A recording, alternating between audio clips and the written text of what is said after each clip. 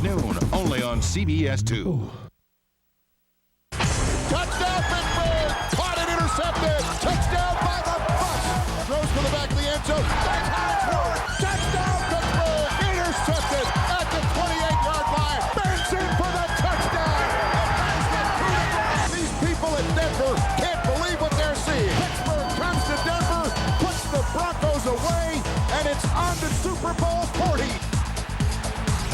And today, the rematch as the Broncos and Steelers battle in Pittsburgh as we welcome back live everyone to the NFL Today on CBS, America's #1 network. And speaking of rematches, we have again gathered our Sunday symposium of Super Bowl signal callers. Boy, look at that. Look at those heads there.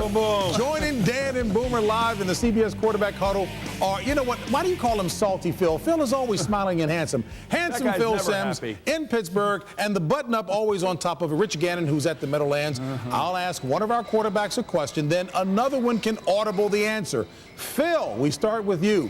After Pittsburgh lost to Oakland last week and Ben Roethlisberger threw 4 picks, he said, quote, "I'm embarrassed by the way I played. In my wildest dreams, I didn't think I'd be playing this badly. I'm letting the whole team down," end quote. You're at the game today. What's the matter with Big Ben? Well, let me say this. The NFL is, what did you do for me last week? Because in the previous 2 weeks, Ben Roethlisberger played, I thought, the best football of his career. He put up tremendous numbers. His decision-making was very, very good, and he threw the ball physically as well as I've seen him throw it. Last week, his protection broke down. He lost confidence in it. He made bad decisions. That led to some interceptions. But just to answer, to say it, James, everybody in the team supports him. The coaches are behind him. And the best thing for Ben Roethlisberger, with his talent, is to play, and it'll work itself out. All right, Dan, you've got the audible? Well, you know, when you think about Big Ben, yeah, I mean, Phil's right to a certain extent. He just needs to take care of business and take it one play at a time, forget about what has happened in the past. And you think about Ben, this quarter, he's out of rhythm. I mean, you think about a guy that all the things that happened in the offseason to him, you know, the car accident, the operation, and then he had a concussion. He really hasn't had a stretch where he's practiced with the same people over and over again and play 3 games in a row, and that's the problem. Get back in rhythm, take it one play at a time, and execute. All right, we'll find out if that happens. All right, next question. Eli Manning, Phillip Rivers, Ben Roethlisberger, and J.P. Lossman. They were all selected in the first round of the 2004 draft. Rich Gannon, you're covering Eli at the Texans-Giants game today. How would you rank those quarterbacks? Well, JB, I think it's safe to say we can take Lossman out of the mix. Now, at the start of the season, I would have said Roethlisberger, but after seeing him play last week, he's not the same guy right now. That leaves Rivers and Manning, and right now I'm going to give a slight edge to Eli Manning for this reason. I think he's figured out how to play here in New York. He's not concerned with passing titles or Pro Bowls, just wins, and I like that about Eli Manning. Boomer. You know, I agree with Rich in the sense of Eli Manning because he has the perfect personality for the New York Giant team. Later on in the show, you'll hear Tiki Barber talking about him. But I think it has to be Roethlisberger because, Rich, he's done something that neither of us did, and that was win a Super Bowl. And think about how great he did play. And as Phil Simms just said, 2 weeks prior to last week, he actually had great football games. So I think that Roethlisberger's on top, then Manning, then, of course, Rivers, and then, as Rich said, Lossman's not involved there. All right, moving on. Coming off of 2 straight wins, the Falcons, Michael Vick is 37 for 57, 523 yards, and 7 touches. Boomer, is he finally living up to his potential? You know, my esteemed colleague, Phil Simms, once said that Michael Vick will never be able to live up to the expectations that we all have for him. Well, he can at least live up to the contract that the Atlanta Falcons gave him, and I think that's exactly what he's done the last couple of weeks. As a matter of fact, in week 3, I did say that I thought he was one of the better quarterbacks in terms of increasing his ability to understand their offense down there, and I gave Greg Knapp, their offensive coordinator, a lot of credit. So I do think that he is living up to his potential right now. But it's the consistency factor. Can he stay consistent at this level? And then we'll all jump on the bandwagon along with Shannon and really laud his playing. For president. All right, Rich, what do you think about that, Rich? Well, JB, I'm not completely convinced. I think he's the best athlete at the position, but he's not the best quarterback. And I just look at his career numbers. 54% of his passes, his quarterback rating of 76.7. Those numbers aren't good enough. He has to be more consistent. All right, I guess that speaks to it. Hey, the showdown comes tonight. The Colts, Peyton Manning, versus the Patriots, Tom Brady. Dan, if you had to win one game, Mr. Marino, who would you start? I can't believe you're going to make me pick between these two guys because they're both playing right now. When you watch them on film, they're playing as good as anybody played in the history of the game.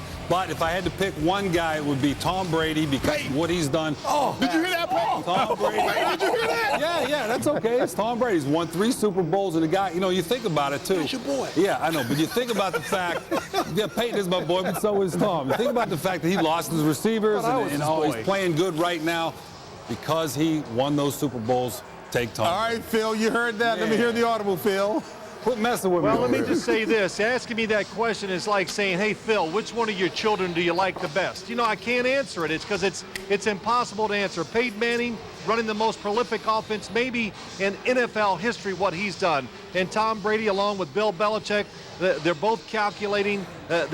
Both quarterbacks throw the football extremely well. When I talk about both of them, I can just say this. I like them a lot. That's all you can say. You can't go wrong with either one. So he gave us the political answer. He didn't give us an answer. It's not political. It's the right answer. Make me pick one. You got to pick one. Way to go out on the lead, Phil. Phil, you'll have to answer this question then. Last week when Bill Parcells' Cowboys won, he practically kissed everybody on the team. The only question I have for you is, did Bill Parcells ever kiss Phil Simms? No, he has never kissed me, and I'm proud to say that about Bill Parcells. But Bill's talking about, all you guys are talking about, Tony Romo, this and that, and this is my best Bill Parcells imitation. Hey, fellas, he played one game. We're going to send him to the Hall of Fame, so that's all I can. Tony Romo's going to help the Cowboys go to the playoffs this year because they got a good team and a good schedule. All right. Hey, Phil, thank you guys very much. Rich, thank you so very much as well, buddy. And, of course, to my colleagues here in the studio. Hey, folks, the Giants host the Texans today on CBS. Big Blue started the season 1-2. Now, after that second loss, a blowout in Seattle, by the way, Giant tight end Jeremy Shockey made headlines by claiming his team had been outplayed and outcoached. But as Leslie Visser reports, since that outburst, the Giants have won 4 straight and sit atop the NFC East. We didn't come out of the blocks real well. The offense stinks. They come out totally unprepared to play. We didn't have a cohesiveness about us. We lost in a way that I've never lost before in my life. The defense stinks. Mentally, we were in the dumps. Nothing was where it should have been. The Giants do nothing well. This team is a disaster. We got outplayed and outcoached.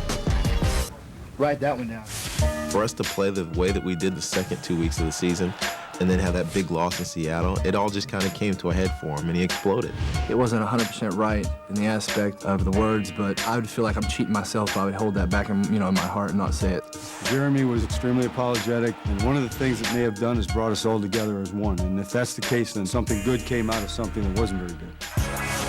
How have the Giants come together? How have you turned it around? Our bye week was perfect for the mental situation where we were. Trust me, at that point I was like, Cheeky didn't have a bad idea. We needed that bye week to kind of regroup and find our truth, which is that we are very talented, but nothing is guaranteed.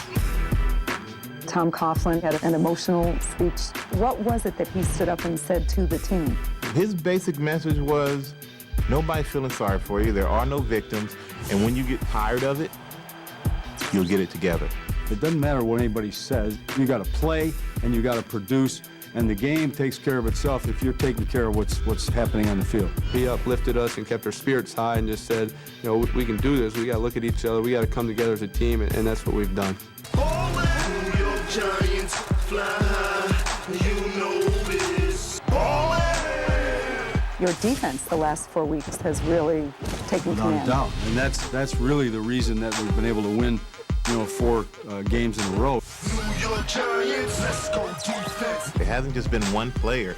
Everybody's made plays from the end position to the defensive tackle position. We played together the last 4 weeks. The defense, the special teams, and the offense have all complemented each other to create the kind of team play that was necessary for us to win. When do you think Eli came of age? Really just becoming a manager of us. We have a guy like Jeremy who was very emotional, very expressive. Myself in Plaxico, all of us with egos, and Eli has found a way to just kind of let his even demeanor manage all of that. How good is this team? How far can you go? we have taken ownership of the team. We've taken ownership of the way that we play. And hopefully we'll take ownership of the NFL. You know, to be able to emulate what Jerome Bettis did in his last season, that would be great. And then it's a dream that I have, but I also know that if it doesn't happen, I'll be okay. But for the present, my passion and my desires are to help this team win and get to Miami. Well, I tell you, our Hall of Famer, Leslie Visser, really gets some good answers from these players and coaches. And Leslie, thank you so very much for that. All right, folks, the topic of our NFL Today Chalk Talk, presented by McDonald's. Who's the best team in the NFC? Return to the quiet one, Flex Sharpe himself. You know what, JB, I think in the NFC there's no question Chicago, because they're 7-0. But when I look at the Giants offense, you look at their quarterback, their running back, their tight end, and their wide receiver, you'd be hard-pressed to find another set of 4 guys on any team in the National Football League that is as talented as those guys. But here, as they mentioned in the piece, Tom Coughlin, it's their defense. Over the last 4 games, they've only allowed 42 points, and they gave up 22 of those points to the Cowboys in one outing, and 18 of their 20 sacks have come over that 4-game period. They have the type of team that can give the Chicago Bears problems, because it's going to be very, very difficult for someone to make them one-dimensional, because Eli Manning can throw it with those weapons that I mentioned, and Tiki Barber, we know what he can do. He can run the football. So head-to-head matchup, which we're going to see later, I think next week they play, I wouldn't be surprised. What happened to Mike Vick for president? Oh, he's still my guy for president. Mike Vick. Shannon gets on before going like this. So, Shannon, so your answer is the Giants? E-Man, I got you, E-Man. I got you, E-Man. I got you, E-Man. Here's a look at this past week's heavy hitters. McDonald's Double Quarter Pounder with Cheese presents the top pounders from last week. Number 3, Vikings fullback Tony Richardson gets laid out by Roosevelt Colvin of the Pats. Number 2, Bears strong safety Todd Johnson jams Antonio Bryant of the Niners. The number 1 hit from Week 8, the punter pays the price. Philly's Dirk Johnson gets double-teamed by Brian Ewu and Jorge Cordova of the Jags. For more McDonald's Chalk Talk, log on to CBSSportsline.com. Just ahead on the NFL Today, Dan Marino and the Dolphins did it back in '85, Dan, and they need you today. How can Miami again spoil a perfect Bears season? Plus, there's no dancing in football, right, Chad?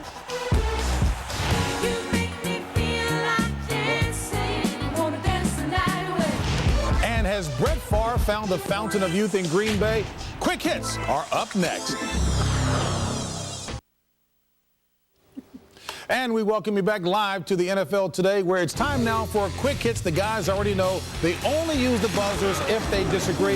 We start with Dan Marino. Dan, in 1985, the Dolphins, led by you, ended the Bears' perfect season at 12-0. Can Miami do it to Chicago again today? I personally would like to talk about the 85 game. Let's go back to the 85 game. Man, was that a great night in the Orange Bowl? Quick arm. I'm telling you, it was something else. But no, I don't think the Miami Dolphins are going to beat the Bears. What do you mean, oh? Hey, I think it's going to be a close game. I think they're going to have a chance to win because the Bears are coming off a big win. So, no.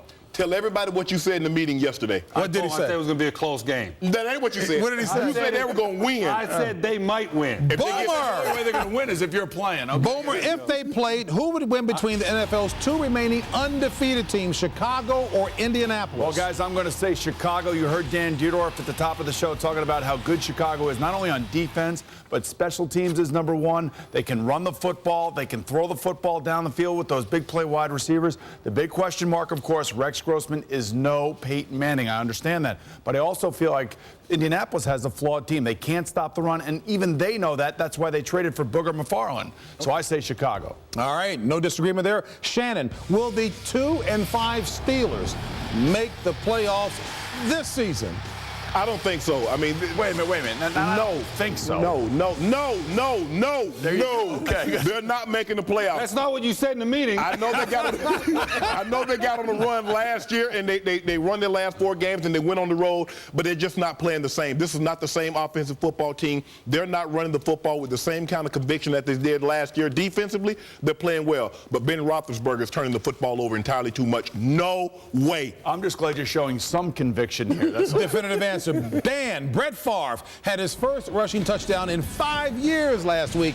Despite his lack of Lambeau Leap levitation there, has he elevated Green Bay's playoff hopes? I would say that there is some hope, but I doubt they're going to make it. I mean, I really do. I think that he is playing good. They have a good offense, but no, they're not going to make the playoffs. If that's what you want me to say, they're not going to make the playoffs. Yeah, I'm glad you finally said that, but too late. I had already buzzed in on you. Okay, go ahead. They've won 3 games. And you know what those teams' record are in those 3 games?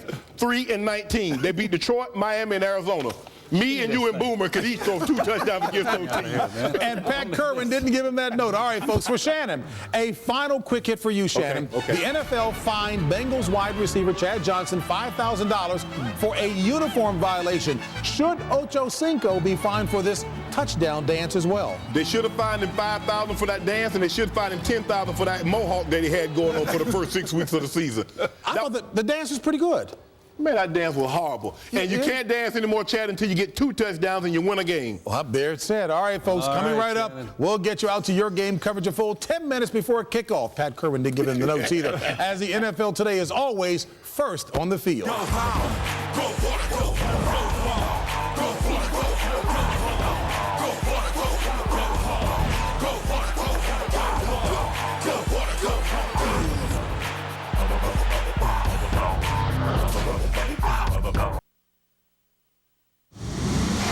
The NFL Today is presented by Southwest Airlines, proud sponsor of the NFL and official airline of Super Bowl 41.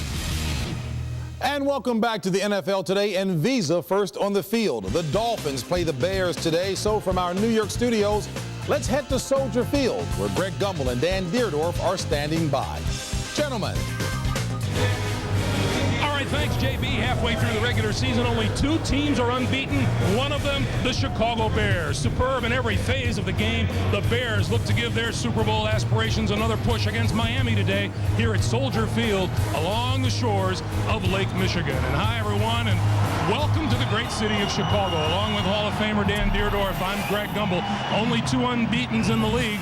One of them the Colts, the other the Bears. And it begs the question, Dan, are we looking at maybe the best team in the league here today? Well, I think if the Super Bowl was to be played on Election Day, yes, I think you'd have to say the Chicago Bears would certainly be in it. They're playing this game, Greg, at a very high level. As I said earlier, the Bears superb in every phase of the game, and that includes the unit that's run by defensive coordinator Ron Rivera. Nothing new that they love their defense here in Chicago, and why not? They're the first-ranked team in the National Football League. They're solid at all 3 levels. Take a look at that. The fewest points allowed, the fewest number of yards, tied for most takeaways. They are solid from top to bottom, and they intimidate people, and they know it. Now, the Bears, one of the most legendary of franchises, legendary defenses, legendary middle linebackers, and you can go all the way back to the days of Bill George, 8 consecutive Pro Bowls in a 14-year career, and the anchor of the 1963 championship team of the Chicago Bears. And then the monster of the Midway, Dick Butkus, also 8 straight Pro Bowls in an injury-shortened career, was the quintessential middle linebacker. And then along came Mike Singletary, 10 Pro Bowls, the heart of the Chicago defense that led the charge to victory in Super Bowl 20. And nowadays, Dan, the Bears appear to have found a worthy successor prowling in the middle. Brian Urlacher is that guy. He's got 5 Pro Bowls to his credit, the reigning defensive player of the year in the National Football League. The fastest middle linebacker I've seen in quite some time, Greg. A very, very complete player and kind of humble. He said, look, don't rank me with those other guys yet. I haven't proven myself yet. You like to hear that out of a guy. Yeah. To the Miami Dolphins now. At 1-6, a hugely disappointing season. Their starting quarterback, Dante Culpepper, not deemed healthy enough to play, which means the starting job again for the 4th straight game falls to Joey Harrington. And I think Joey Harrington, because of his years in Detroit, has some familiarity with the Chicago Bears. He actually has a winning record against the Bears and has actually won here at Soldier Field. He's going to need a lot of help from a lot of his offensive mates. Ronnie Brown is going to have to contribute to the running game. That means his offensive line is going to have to block. He's got some quality wide receivers in Chambers and Marty Booker, the former Bear. Randy McMichael, his tight end. I think this is a guy that has a chance to be a difference in this game if he can get it open. And Wes Welker, the 3rd guy in, kind of explosive, Greg, can make things happen, maybe a big play. I think big plays are what the Dolphins are going to have to compete today. You mentioned Joey Harrington's familiarity with these Chicago Bears. We asked Joey about his approach to this game and this team today. The key to playing this team is to I don't want to say be content taking what they give you, but understand that they're a very good defense and they do things very well. And so, you know what? Maybe punting isn't a bad thing all the time. And I say that in all seriousness. Be content taking completions, and sooner or later you're gonna, you have to be able to pick your way down the field. Harrington figures prominently in your Dell Direct game points, Dan. Greg is going to have to play a really good game. He's had 7 interceptions in those 3 starts. He can't do that today if they expect to win, because the Bears are expecting to have an old-fashioned fish fry. They know the Dolphins have only won once. They expect to get on them early and stay there. And will this be the field of dreams for the Chicago Bears? It's starting to look like if you want to go to the Super Bowl in the NFC, you're going to have to come to Soldier Field. And for your Dell Direct game points, log on to CBSSportsline.com. Back in 1985, the Dolphins brought a Bears bid for an undefeated season to a screeching halt. 21 years later, the chance to do it again. Back to Chicago after this message and a word from your local station.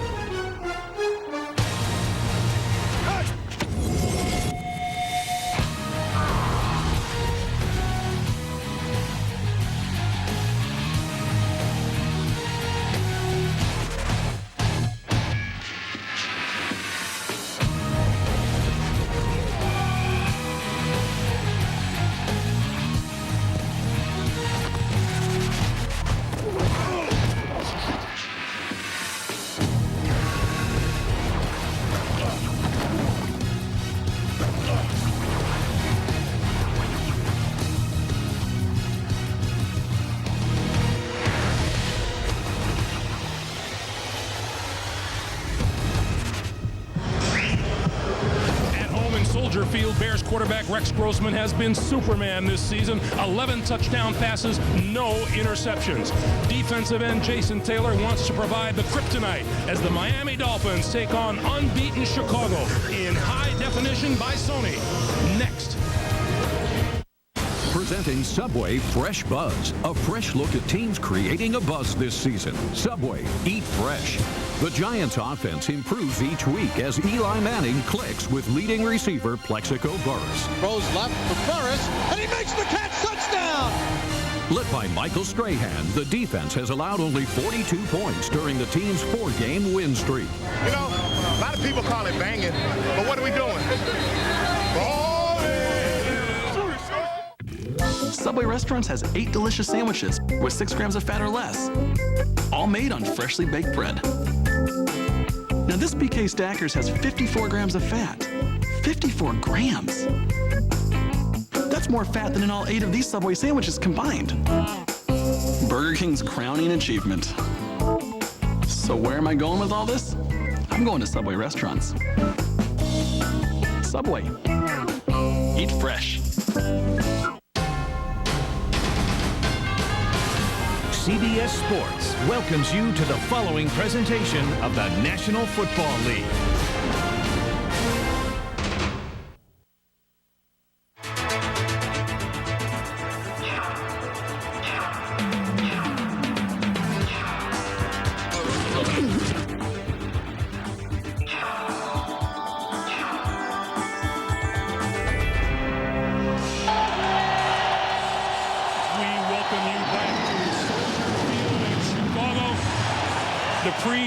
Festivities now complete. We are set to kick it away. The Miami Dolphins have won the toss. They will receive and get their hands on the football first. Robbie Gould will kick it away for the Chicago Bears, who come into this game at 7-0.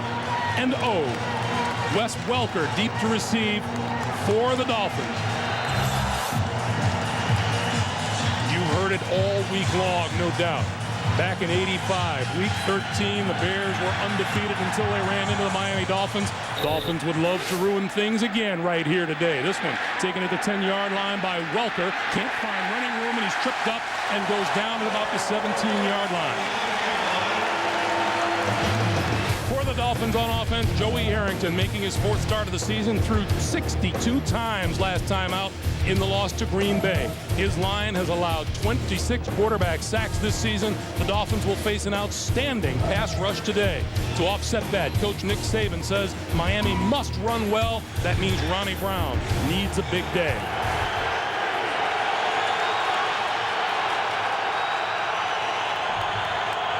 Brown behind Harrington, and Harrington will throw on 1st down, far side of the field, and that is complete. Spinning and now out of bounds is Marty Booker with the reception. A check with the Bears 4-3 defense. It is fast. That includes tackle Tommy Harris, who went to the Pro Bowl as a rookie last year. He has 5 sacks. Brian Urlacher in the middle of the linebacking core, 25 tackles in the win over the 49ers. And the secondary has lost the terrific playmaker Mike Brown to injury. 3rd-year Florida product Todd Johnson starts in his place. 2nd and 7 for Harrington. Movement on the near side of the field. Randy McMichael's going to plead that I reacted to a guy being in the defense. Offside. Right. Number 93, 5-yard penalty remains. 2nd down. That's the former Miami Dolphin, Wale Ogunleye. Yeah, you saw Randy McMichael jump, but as an offensive player, if that guy's in the neutral zone and caused you to go, just like that, you're blameless as the offensive player. Good call by the officiating crew. Guys on the line are big on blame, aren't they? Well, you know, I'm telling you right now, these guys along the offensive line for the Miami Dolphins face a real uphill battle going against Lovie Smith's defensive football team. God, are these guys good. 2nd and 2. The give is to Brown. Brown looking for room on the left side and won't find it.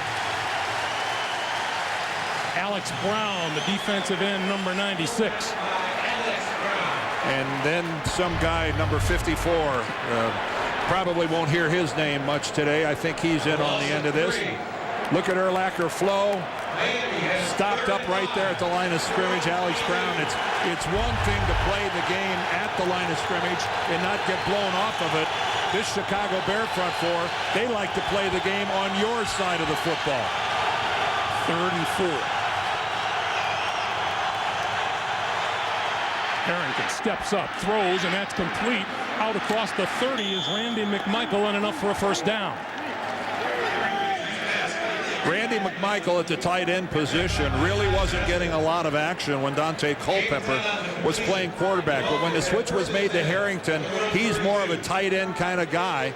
And you can see he's looking to the middle of the field. And this is, I think, even though it was back behind him, McMichael made a nice adjustment in coming back a little bit for the football. Moving the chains, little simple things, so critical for Miami. Play fake. Harrington on the move and flips it incomplete, intended for McMichael. It'll be 2nd and 10. There is Nick Saban. Has not gone through anything quite like what he's gone through this year ever as a head coach. Well, keep in mind, this is a guy that at no level anywhere along the way has he ever had a losing season. And this is strange territory for Nick Saban. And how he handles this, I think, will really define him for years to come.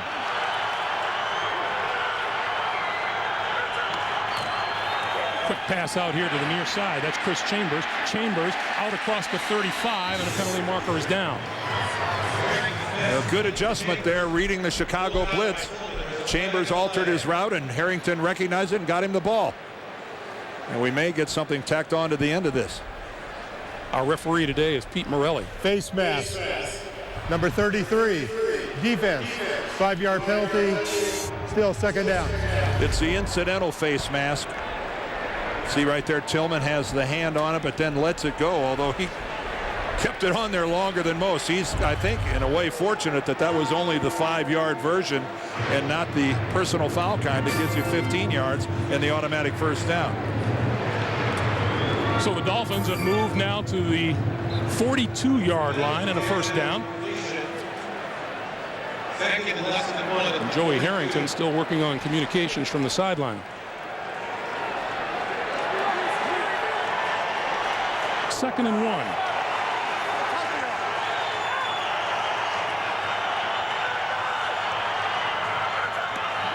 Harrington going to throw for it. Going to go deep down the sideline. It is Incomplete. In and out of the hands of Chris Chambers, who had a chance to make the catch and couldn't pull it in. Well, he's forced to go up with just one hand because Charles Tillman really has awfully good coverage. Look at Tillman looking at the quarterback, looking at the ball the whole way. Only at the last second does he make the adjustment. Chambers did get a hand on it, brought it down, and it rolls right down his chest. Really close to being a completion, and really a perfectly thrown ball by Joey Harrington. 3rd and 1. And Harrington going to keep it, move it straight forward, and does he have enough for the first down? Oh, I think so. It looked like there was a pretty good surge. And Pete Morelli walks right up and signals first down, move the chains.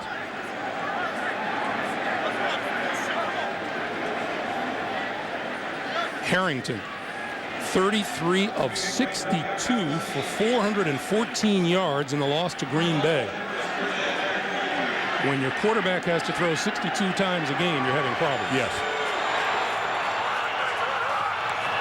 And jumping the gun is number 99, Tank Johnson. Let's see if he was drawn off.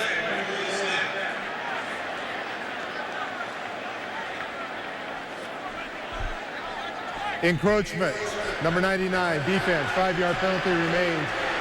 First down. When we talked to Joey Harrington yesterday, he said, look, you know, I come in, at least I won't be staring around wondering where I am.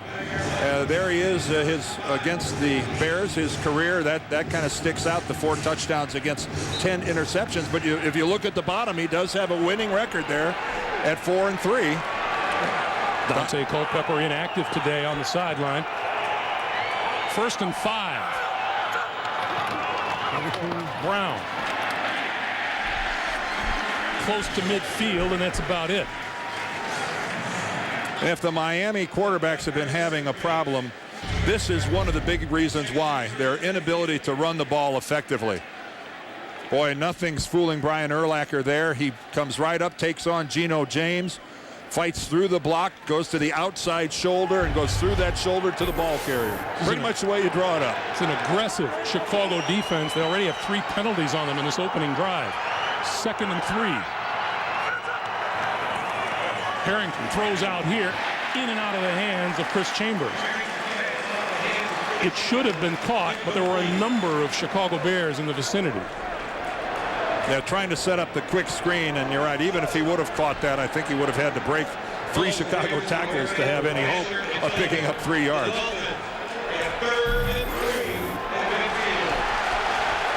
Well, the last time in this situation, Harrington was able to find his tight end, Randy McMichael. The 10th play of this Miami drive. Harrington pulls it down, buys time, far side of the field, overthrows his intended receiver. It was McMichael, covered by Todd Johnson, that will force the punt. And that was one of the reasons that Nick Saban made the switch to Joey Harrington, was because of the mobility. Dante Culpepper back in that pocket wasn't able to move effectively when you consider that was really his calling card. Harrington got out, bought a little extra time, just couldn't make the completion. Devin Hester, the leading punt returner in the National Football League, stands at his own 10-yard line, awaiting the kick from Donnie Jones. Gonna let it bounce. Bounces at the 2 and into the end zone. 10:46 to play, first quarter. The Bears go on offense for the first time today.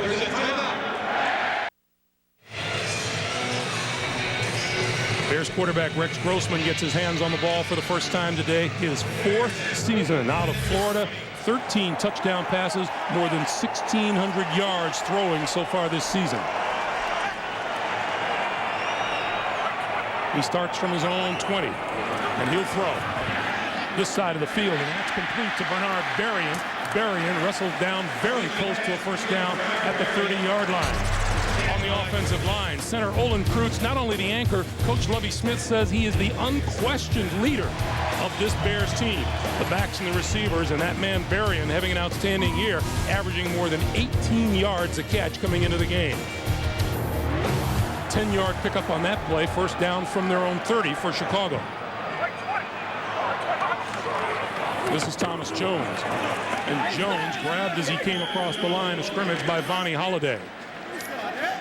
The veteran 4-3 defense for the Dolphins is led by Jason Taylor, just half a sack shy of 100 in his great career. The linebackers, Spragan, Thomas, and Channing Crowder, will try to make life difficult for fellow Florida alum Rex Grossman. The Dolphins not getting their share of turnovers this week. Jeremiah Bell promoted. He was guarded safety for Miami today. 2nd and 7. Jones again. And Jones again wrapped up right near the line of scrimmage. This time Kevin Carter, the 12-year veteran, also a Florida alum. Florida guys all over the place. Yeah, they are. Well, Jason Taylor, number 99, he's a guy that really took offense this week to some members of the press saying, well, geez, what's it like to go play in a game where you really don't have any chance of winning? And he really took exception to that. And he wanted to remind everybody that these guys get paid too, the Miami Dolphins, and they have some pride, and they're not going to just roll over and play dead for the Bears. Grossman on 3rd and 7, throwing to the far side of the field, incomplete. Nice play on the ball. Muhsin Muhammad, the intended receiver, and the rookie Jason Allen coming up to disrupt the play. Well, Dolphins fans have been waiting a long time for their #1 draft choice, Jason Allen, to actually participate on plays out on the field other than special teams. That occurred last week for the first time, and that was really a nice play right there, although you heard the Bears crowd think that maybe he got there a little early and should have been flagged. Brad Maynard will kick it away. Wes Welker is deep. And Welker with a chance to return this one from his own 15. And buried at the 25. Dante Wesley making the stop. We're back to Chicago after this. I love the way you've decorated in here.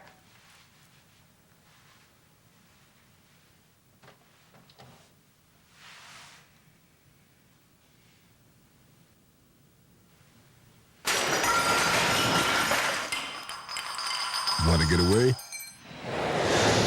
Now you can. Fly Southwest Airlines with our $49 to $159 internet specials to 63 destinations nationwide. Purchased by November 16th. You are now free to move about. The NFL on CBS is sponsored by Southwest Airlines, proud sponsor of the NFL and official airline of Super Bowl 41. Chevrolet, America's brand. Chevy, an American revolution. And by refreshingly smooth Bud Light, always worth it. You caught a glimpse of part of the Chicago skyline on a magnificent Sunday afternoon here in Chicago. Just under 9 minutes to play. And the Dolphins with their second possession. Start at their own 25. Ronnie Brown trying the left side. Has running room across the 30 and out across the 40-yard line, and that'll be a first down for Miami. I want to remind you, don't miss a play, stat, or story with CBS Sportsline Sunday Game Center. Follow every game with lightning-fast scoring and play the hottest head-to-head trivia game on the web, Trivia Tower. It's all free at cbssportsline.com.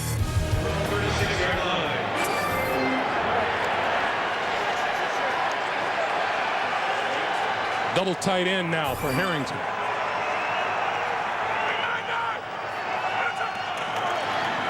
And it's a reverse.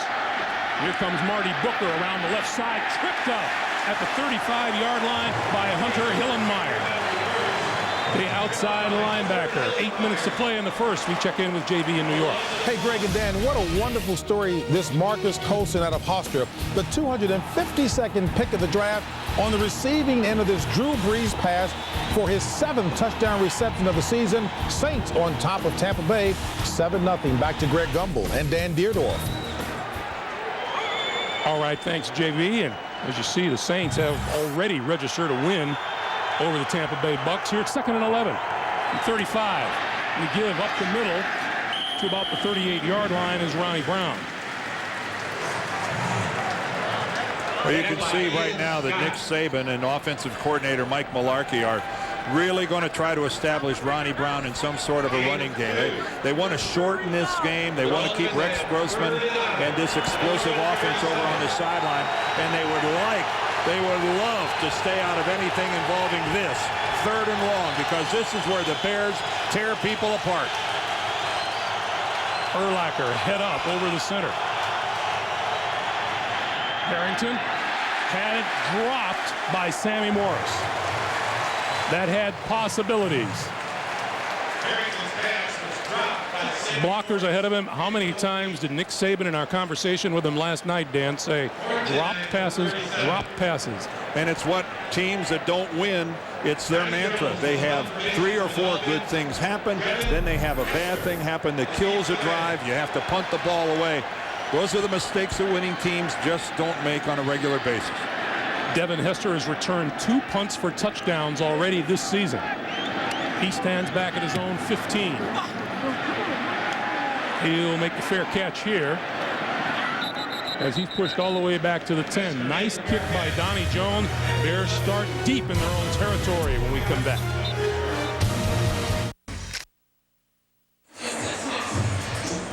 Talk about a guy who has been welcomed to the city of Chicago with open arms. Lovie Smith has done an outstanding job now in his 3rd year as the head coach of the Chicago Bears. Well, that graphic will tell you why they love him. 17 out of 19 in this town will get you a lot of love. A lot of love. Line of scrimmage, the 12-yard line of Chicago.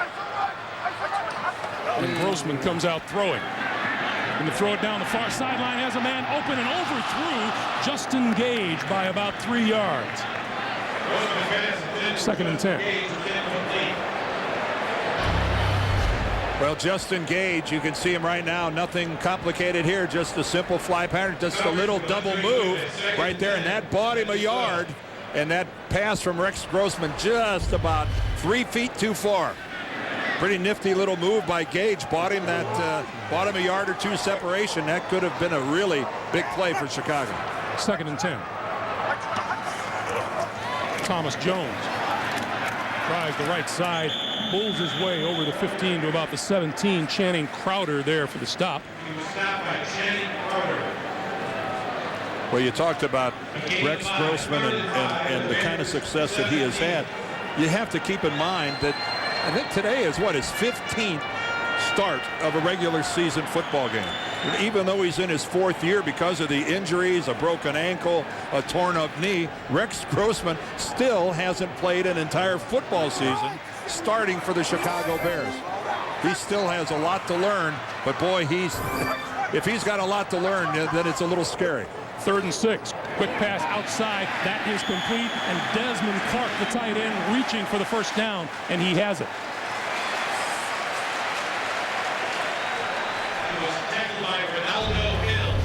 Well, this is called putting the ball right on the hands of your receiver. Right out in front. That's an all-hands grab. Oh, and now we've got an injured Chicago Bear on his way to the locker room. That's Dante Wesley, backup corner. Meanwhile, first down, Bears from their own 24. Grossman with time, going to throw it deep. This is Gage again. It is incomplete. We have a penalty marker back at the 50-yard line. Andre Goodman was covering. Well, the first thing that went wrong for Miami is that they came on the blitz and the Bears handled it. They picked it up.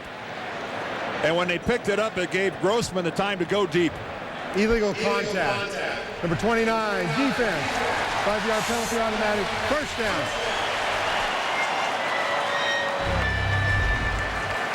Watch the left side of your screen. There comes the blitz, and it is picked up and handled by Peterson. And so that means that Grossman knows downfield he's going to get a little one-on-one going. And right there you could see the grab by Goodman as he reaches out. And he was really fortunate that that was called illegal contact instead of interference, because illegal contact is only a 5-yard penalty. It is an automatic first down, but the Dolphins got saved about 25 or 30 yards in field position there by the penalty being called illegal contact. The Bears from their own 29. This is Thomas Jones, and Jones still on his feet to about the 34. Well, we've seen, Greg, both of these quarterbacks have tried to go deep, and they're just a skosh away from having big plays for both teams. You know, in talking with Jason Taylor last night, he has been upset this week at the approach and says, quite frankly, he'd like to see a couple of his teammates as upset as he is too. He said, I'm tired of being the one guy doing all the yelling. I could use some help. But he is an angry man. Grossman blitzed, throws outside, caught and dropped, and it'll be an incomplete pass. Jason McKee out of the backfield. Jeremiah Bell in on the hit. Again, Rex Grossman recognizing the blitz was coming. He had an unblocked Jason Taylor coming from the backside and had the presence and the blitz adjustment wherewithal to get rid of the football, just a drop. We're going through one of those periods where we're seeing a lot of drop passes by every team in the league. 3rd and 5 from the 34. Quick drop this time, pass outside. That's complete for a first down to Rashid Davis. And the Bears move the chains out to their own 45. Well, Miami had been winning the battle of field position, but now Chicago's starting to work their way out. But take a look at one more time at how the ball comes right to the hands of Rashid Davis. Look at that throw. Look at that throw from Grossman. Just perfectly placed, in stride, let your guy make a play and turn his shoulders upfield. From the 45, the give is to Jones. Jones back to the line of scrimmage and not much more. I think Rex Grossman likes the drive down to Soldier Field, getting ready to play a game. Look what he's done this year. 11 touchdowns, no interceptions, and a rating of 124. That'll work. That'll work. Of course, he's got a lot of help. Got a fine offensive line in front of him, and of course he's got the league's best defense and best special teams working when he's not out on the field. It's truly a team effort. 2nd and 10 with 2 tight ends. And this is Thomas Jones trying the near side. Cutback doesn't work. Keith Traylor followed the play down the line and made the stop. Well, Jason Taylor turns this play back in. He's got the upfield responsibilities. Watch how he's going to do this. He's going to split through the double team right there, go upfield, and turn it back inside. That's exactly his responsibility. He doesn't make the tackle, but he sets up his teammates by doing the right thing and honoring his responsibilities. And now the Bears looking at a 3rd and 8. Grossman needs the Miami 45 for a first down.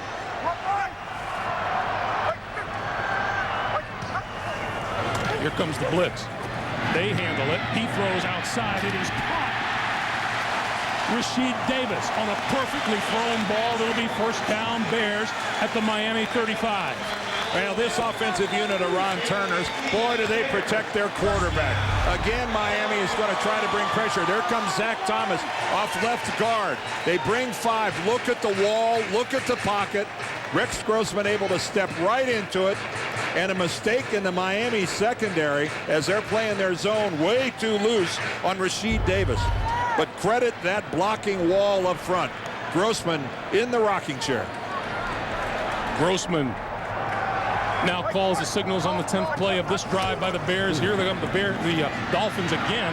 And Jones trying to pop it to the outside, has running room inside the 30 to about the 28-yard line. Under 2 minutes to play here in the first. We go to JB in New York.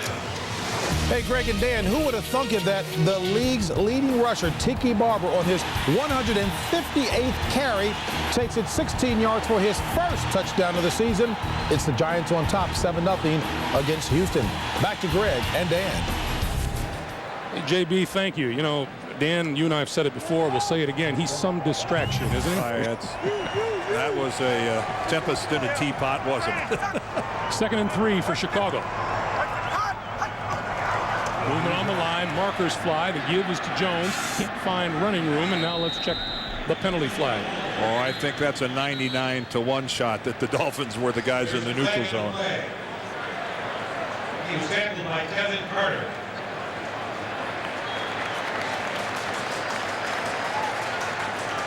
That just looked like a good hard count by Grossman. Got him moving. Offside. Number 95. Defense. 5-yard penalty remains. Second down. Dan Wilkinson, the guilty party, as you look at Nick Saban, who has just been trying to put in a hard day's work every day and trying to work himself and his team through this rough start to the season. As a coach, it's about the only thing you can do. You've got to be a beacon of consistency to your team. You can't show signs of panic. You can't show signs that you're how disappointed you really are. And you just have to be a teacher, and every day is a new teaching opportunity. And right now, Nick Saban is having to teach himself a little bit on how to handle this kind of adversity. Not used to it. Bears now first down from the Miami 24. Grossman throwing, has his man. It is incomplete inside the 5-yard line. Will Allen covering Muhsin Muhammad, and we have a marker on the far side. And it was going to involve the combo of Allen and Muhammad because the flag was thrown right there. Holding. Number 25. Defense. 5-yard penalty, automatic. First down. This is locked up all the way. Number 24. Well, you can see. Yeah, you can't reach out and impede the receiver's progress. But Will Allen did what he had to do because he knew he got beat back to that move to the outside by Muhammad. That would have been an easy Chicago touchdown. Will Allen will say, well, I got whipped at the line of scrimmage. I did what I had to do to keep it from being 6. So now it's a first down for Chicago at the Miami 19. Dolphins playing catch up in a hurry in the penalty department. Jones trying to turn the corner, and you lose yardage on the play as we check in once again with JB. Hey, Greg and Dan, the much maligned Washington defense with their starting 11 together for the first time pays dividends. Lamar Washington tackling Julius Jones in the end zone. It's a baseball score. Washington 5, Dallas nothing. Back to Greg and Dan. Thanks, JB. Julius Jones there, Thomas Jones here. And a 2nd and 11 and a loss of 1 on that last play.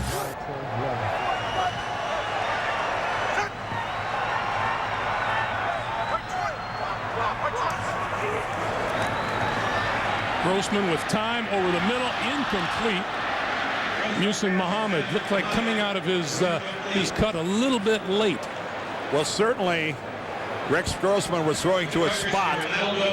He's expecting Muhammad to make a sharp break back to the middle of the field. He's hoping he gets lost in traffic there, but he gets rerouted a little bit by Zach Thomas and then stumbles a little bit, and instead of making a sharp break back to the inside, really rounded that off, slipped a little bit. Grossman luckily didn't throw it to somebody wearing a white shirt. That could have easily gone the other way. 3rd and 11.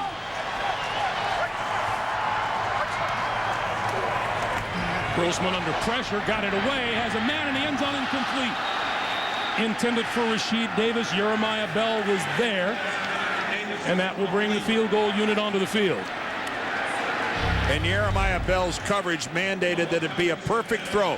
It's going to be right in the middle of the field. Take a look at that. You see where he is coverage-wise. It's almost an impossible throw from Rex Grossman. That time, you just got to give credit to the defense. They played it pretty well. And now the NFL's leading scorer, Robbie Gould, has not missed a kick this season. 23 out of 23 in extra points, 20 out of 20 in field goals. This one, 38 yards out. And he's still perfect. 4 seconds remaining in the first quarter. Robbie Gould puts the Bears on top, 3-0. There. You're watching the NFL on CBS, home of Super Bowl 41. The NFL on CBS is sponsored by TGI Fridays with a new spicy Jack Grill sauce. Everyone could use more Fridays. And by Comfort Suites by Choice Hotels with free Savory Starts breakfast. Not a bad job by the Miami defense. Look at the drive and the time the Bears took off the board, and they had to settle for a 38-yard field goal and a 3-0 lead. 4 seconds to play here in the first quarter. Wes Welker stands at his own 2-yard line for the kick.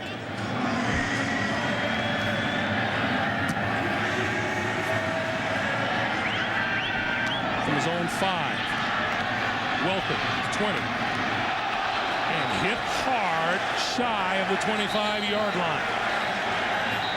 That is the end of the first quarter. The Bears lead the Dolphins 3-0. Back to Chicago after this. You're watching the NFL on CBS, home of Super Bowl 41.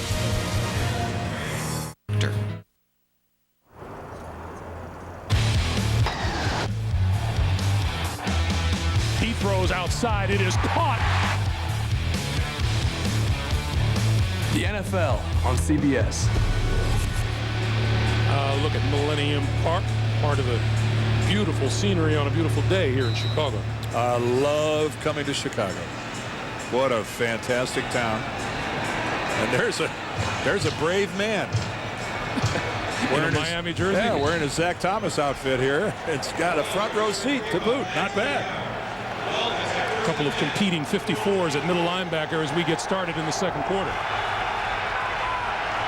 Harrington and the Dolphins from their own 24. Here comes the blitz. He got it away, far side, and that is complete just across the 30-yard line to Chris Chambers. Well, one of the things that Nick Saban said about Joey Harrington when he made the transition from Culpepper was that the decisions will come quicker, the drops will be quicker, and the delivery of the football will happen a lot sooner. And certainly that is one of the things that we have seen. Joey Harrington, very decisive, gets rid of the ball in a hurry. It's just those 7 interceptions that have marred his performance.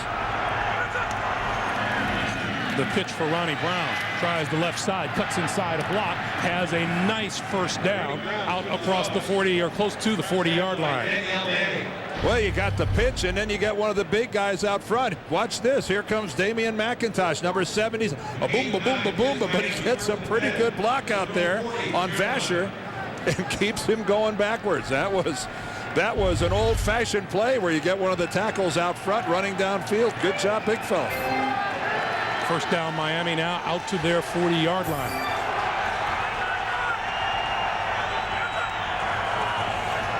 Harrington going to throw deep. Down the sideline, it is underthrown and incomplete, intended for Chris Chambers, but the ball was closer to cornerback Charles Tillman. Underthrown, maybe by about 10 yards. Severely underthrown. I don't know if that ball just got away from Joey and the way he released it, but that ball was so underthrown that even the defender didn't have a play on it. You know, talking about Joey Harrington, of course, subbing for Dante Culpepper, and Nick Saban made it clear last night, Dante is a day-to-day, week-to-week evaluation, and he's not going to play again until both sides are in agreement that he's 100%.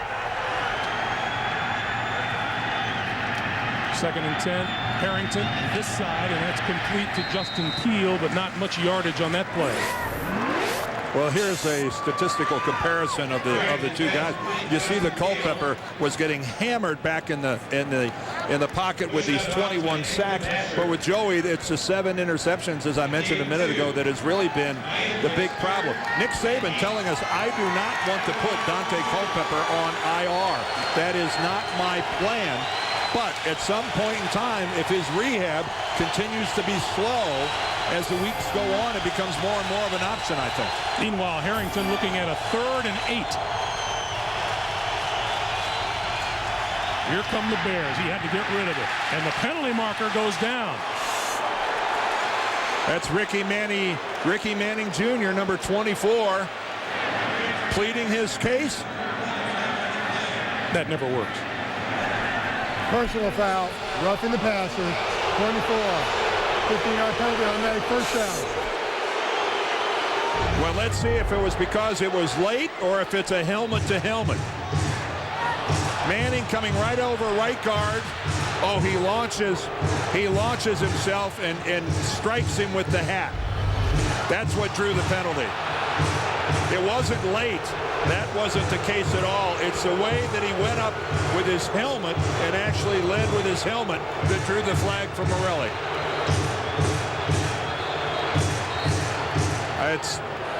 Let's take one more look at it. Watch Manning. Watch his helmet right here. Watch there, and he semi-launches himself a little bit and strikes Harrington with the top of his helmet. That is a flag every time. The crowd here can boo as long and as hard as they want. And they will. And they will. And they will. But that'll get the call every time. So now there is a discussion involving Pete Morelli and now a couple of other officials. I don't know if they're trying to figure out where to spot the ball. Right now, the ball sits at the Chicago 43.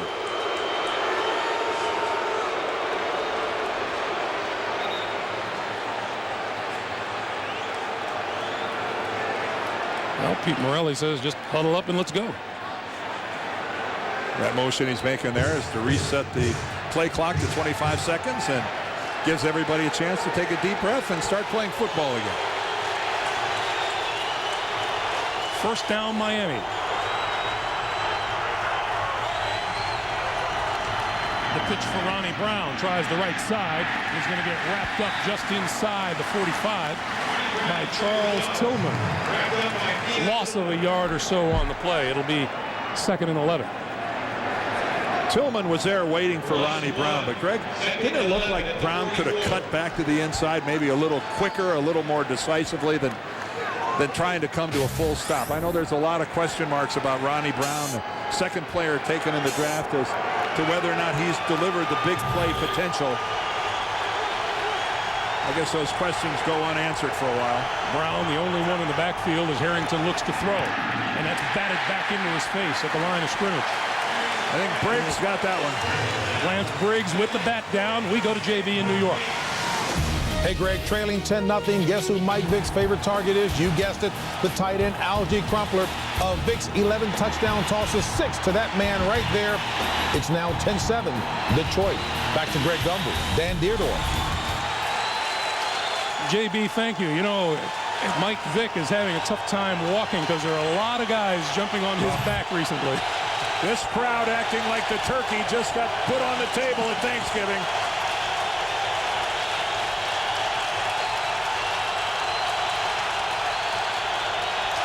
Pass out here. That's complete. Marty Booker inside the 40-yard line, but will be well short of a first down. Look at all the Bears around the ball, and now a marker flies.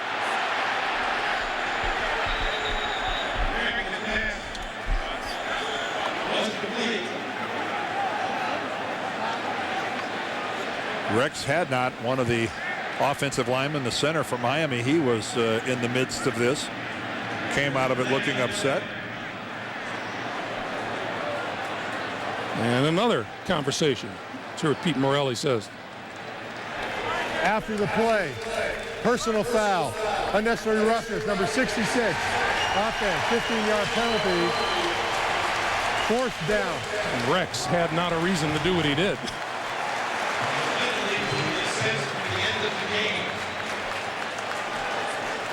Well, it was well after the play was over. The Dolphins didn't convert. They didn't pick up the first down anyway, and they're well out of field goal range, so it probably would have been a punting situation anyway. It most certainly is a punting situation now. Line of scrimmage moves all the way back across midfield and into Miami territory at the 47.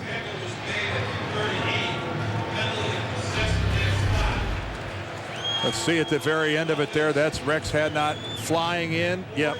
He picks off a guy. He takes Charles Tillman off the top of the pile. Way late. Devin Hester deep. Fair catch called for, and he pulls it in. Lost the ball. Does Miami recover? Yes, they do. Hester fumbled the punt.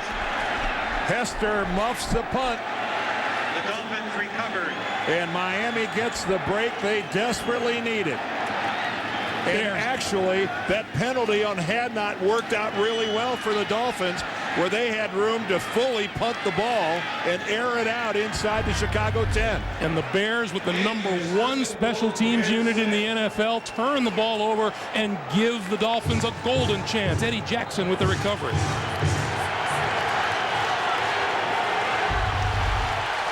First and goal from the 6.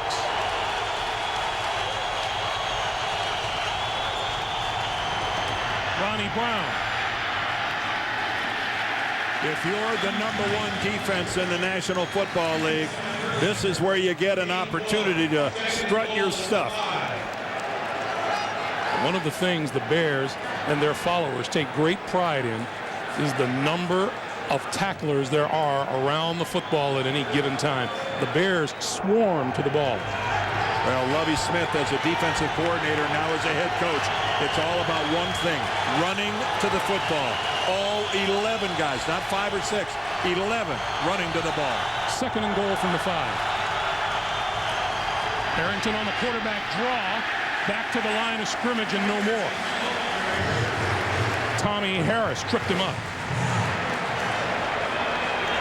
Well, the way you get beat by a quarterback draw is the defensive lineman running upfield, and in this situation, Tommy Harris stayed home. Tommy Harris did not run upfield. He did not run past Harrington. He stayed home. Chicago's red zone defense. 3rd and goal from the 5.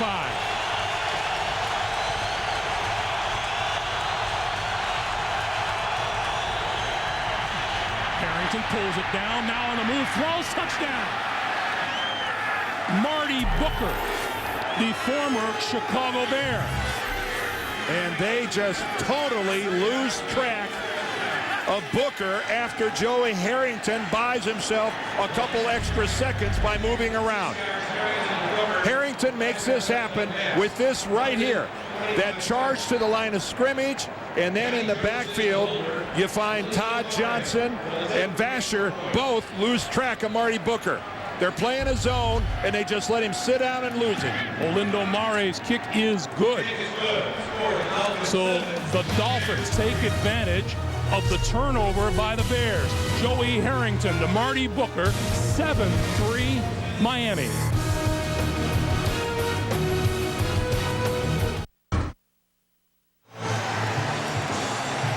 The Bears trailing at home is not a familiar sight this season. Only 6.5 minutes that they trailed here at Soldier Field this season. And Evan Hester, who muffed that punt, is on the sideline now as Adrian Peterson goes in to return this kickoff for Chicago. Rookies who put the ball on the ground go to the pine. It's an old football saying. Yes. This is Peterson from the 7. And across the 20 to about the 23-yard line. 10:41 to play in the first half. The ex-Chicago Bear, Marty Booker, with a kiss to the crowd after his TD.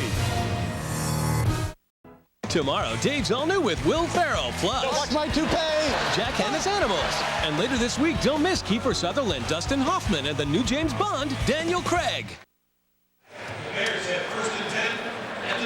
A little different circumstance for the Chicago Bears and their fans. The first time they've trailed after the first quarter at home all season long.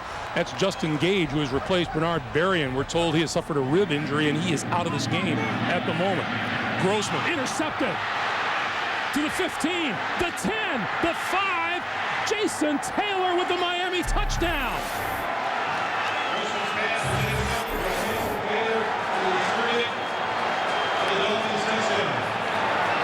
Jason Taylor, a defensive end by trade who spends a lot of his time with his hand on the ground, will also stand up.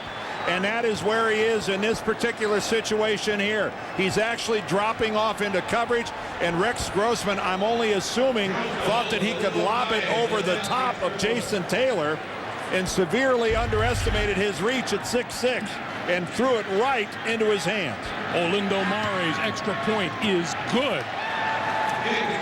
10:32 to play in the first half, 14-3 Miami.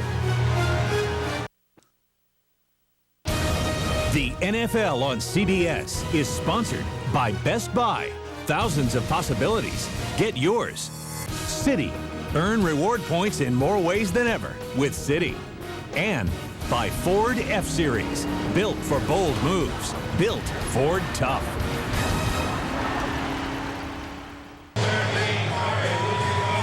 Jason Taylor, his 6th career touchdown, his 5th career interception. Mare's kick. Adrian Peterson at the goal line. And hit hard, still on his feet. Lost the football. And back inside the 10-yard line, covering it for the Bears, is Brendan Ian-Badegio. And Ian-Badegio saves a sure Miami touchdown. He was the only Bear that had a shot at that football. At the place, football season never ends. Hey, tomorrow on CBS, CSI Miami goes on its wildest ride yet. Don't miss a new episode of Monday's #1 show. CSI Miami tomorrow at 10/9 Central on CBS, America's #1 network. Cedric Benson in the backfield. First down, Chicago from their own 8-yard line. Benson gets the call, and Zach Thomas takes him head on. #1 team in special teams in the NFL is the Chicago Bears, but watch this play by the Dolphins. Well, listen to this. A great job by Peterson of really fighting and trying to make something special happen. But it was on the second effort where he got stripped of the football by a great hit by Sammy Morris. On 2nd and 8, once again, Thomas Jones, and Jones has running room across the 20 to the 22, and a first down for Chicago. Well, here was the big play that resulted in that guy scoring for Miami. He starts off at a defensive end position. He's right there on the left of your screen. And take a look. He reads Muhammad going out in a pass pattern, stops what he's doing. Watch Jason Taylor here. He's going to see Muhammad leave right there. He fights back down the line of scrimmage. And inexplicably, Rex Grossman throws it right to him. I don't know how you miss it. Grossman deep on first down. Incomplete. Will Allen covering on the far side. The intended receiver was Muhsin Muhammad. And covering very well. That's a pass that had virtually no chance for completion. Will Allen doing a good job looking back into the backfield, trying to read the route, knows where he is, and he's got every right to go for that football. And Muhammad he had no chance at making a catch. 2nd and 10.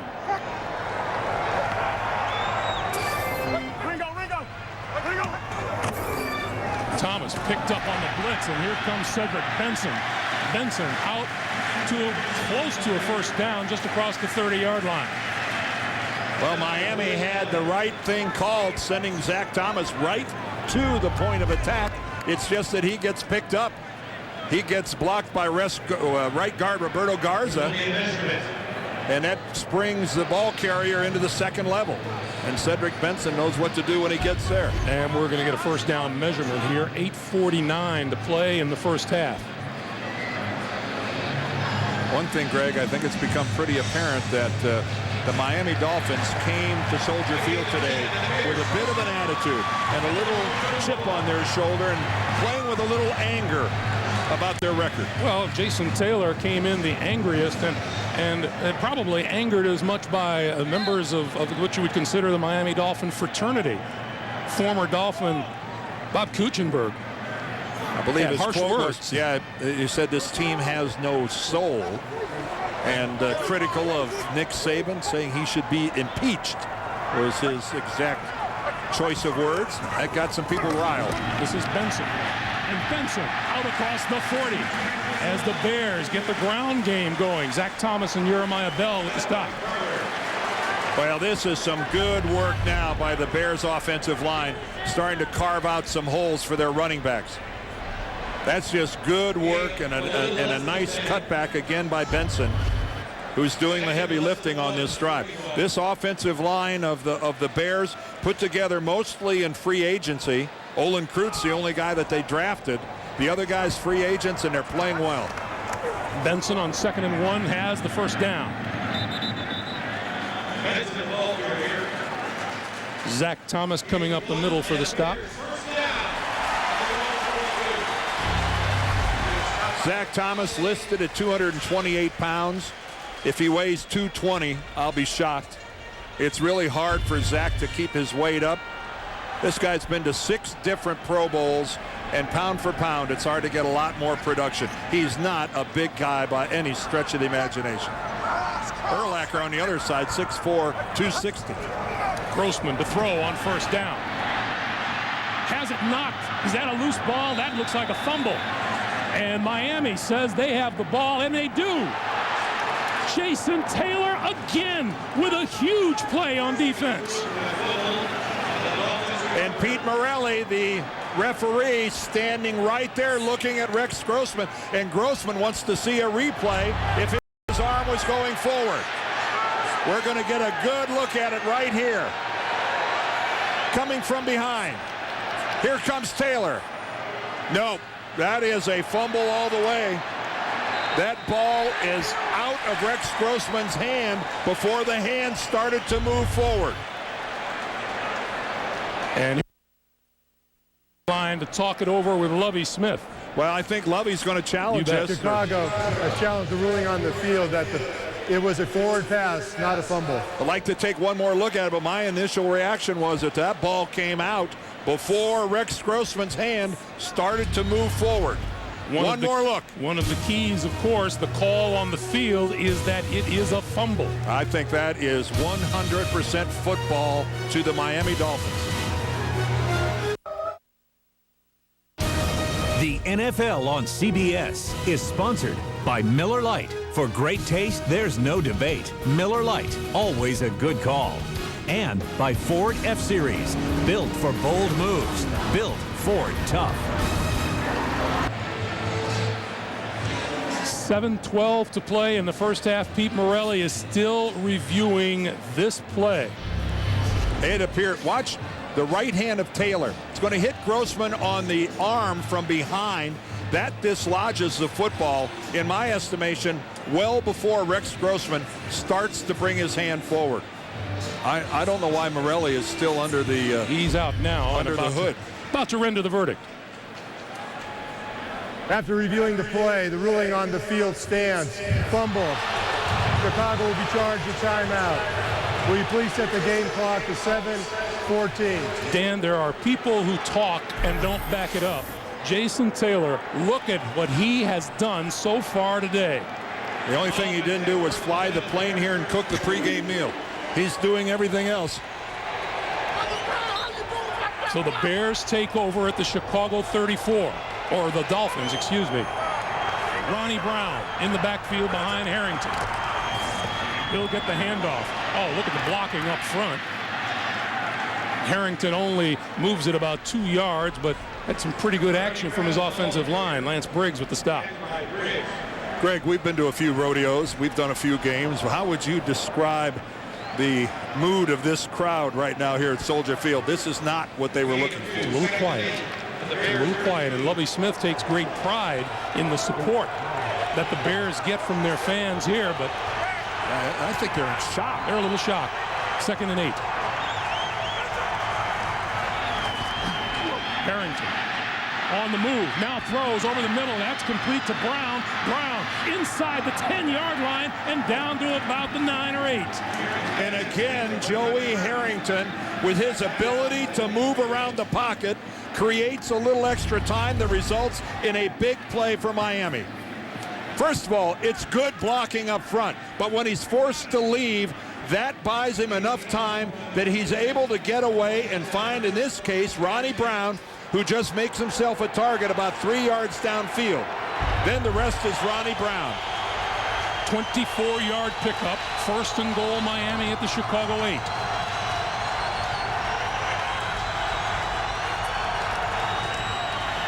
Harrington had to throw it away. And let's see. Was he outside the pocket? The Bears are going to argue. I don't think he was outside the pocket. You got to get outside the pocket. And there comes the late flag, and I think that's right. You got to be outside the tackle box to get away with that throw. And Joey is saying I was. Intentional grounding. Number 3. 10-yard penalty, loss of down. Loss of down on the play.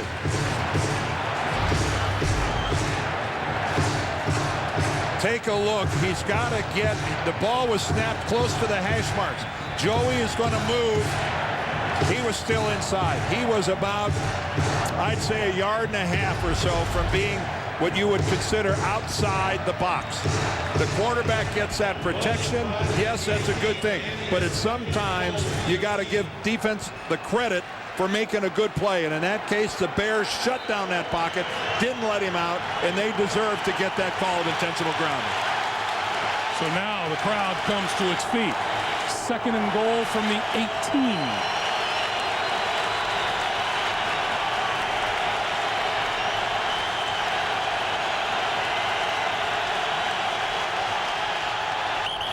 And flags fly as once again the Bears appear to be in the neutral zone. Well, I don't. Briggs might have made contact. Defense, encroachment, number 55. 5-yard penalty remains, 2nd down. If you come across, you can get a chance to get back, but not if you make contact, not if you touch somebody.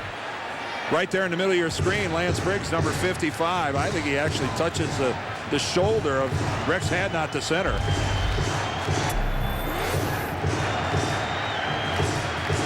Five penalties on the Bears today, 3 of them offside. 2nd and goal now from the 13.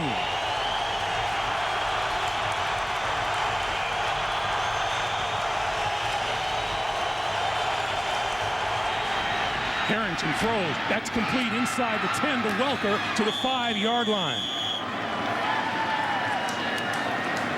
Again, look at this passing game that the Miami Dolphins here are using against the Bears. Joey Harrington, that time, I don't care if the guys up front were unblocked. You're not going to get to him before he gets rid of that football. And that is a smart way to approach this Chicago defense. 8-yard pickup on the play, Dan. 3rd and goal now from the 5.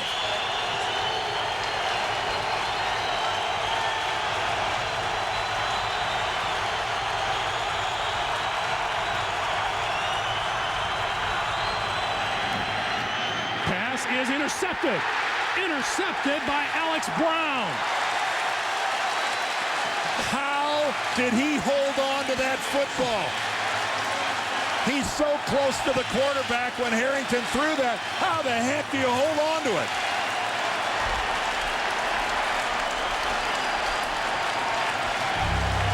Talk about your hands being made of Velcro. The velocity that ball was thrown. How is that for some athleticism? And a great play by Alex Brown in the air, bats the ball, and then coming down has to straddle a Miami guy and still holds on to it. Pretty special. Alex Brown with his 2nd interception of the season. And here comes Cedric Benson, and Benson run down shy of the 20-yard line. Man, how many times do you see receivers 15 yards away from the quarterback can't handle the ball thrown with that kind of velocity? Imagine being about, what, 3 yards away? And that's what Alex, and then tripping on the way down, straddling. Damian McIntosh still has the wherewithal and the focus to hold on to the football. 2 picks this year for Alex Brown, 3 for his career. 2nd and 5 from the 19. Grossman on the screen to Thomas Jones. Left side, blockers in front of him. Turns the corner and out of bounds. Just short of 30-yard line. Greg, that was such a good play. Let's look at that again. Watch it in regular speed. Our guys in the truck going to serve this up. I don't know what's going to happen in this football game, but if the Bears go on and win this game, that ball right there is the game ball that they need to paint up and give to Alex Brown. First down Bears from their own 28. And the play fake. Grossman on the run. And they're going to throw it away. It'll be 2nd and 10.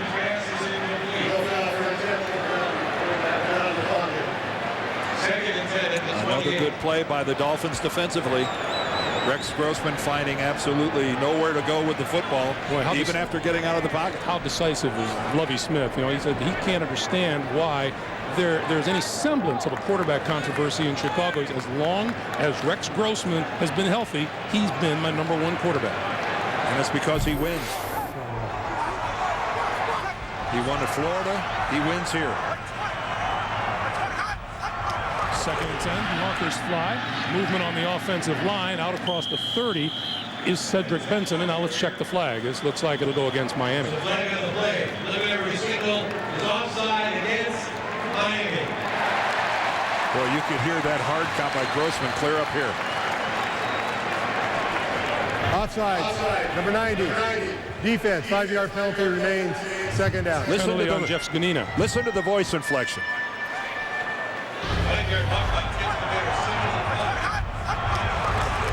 That's what we call a hard count. And as an offensive lineman, even though you know it's on 4, when that third one comes as loud and as vocally as it came that time from Grossman, it's hard for the offensive guys to stay put, much less the defensive linemen. On 2nd and 5 from the 33, Grossman. Gonna throw it up the seam, complete, inside the 40 to the 35-yard line. Justin Gage with a first down. Well, Justin Gage, the kid from the University of Missouri, getting a chance to really stretch his leg today because of the injury to Bernard Berrien. And again, awesome pass protection for Grossman and against double coverage. But both of the guys on the double coverage are too deep. You know, if you're going to double a guy, have one guy short, have one guy deep. Don't both guys get deeper than the receiver. That's making it way too easy.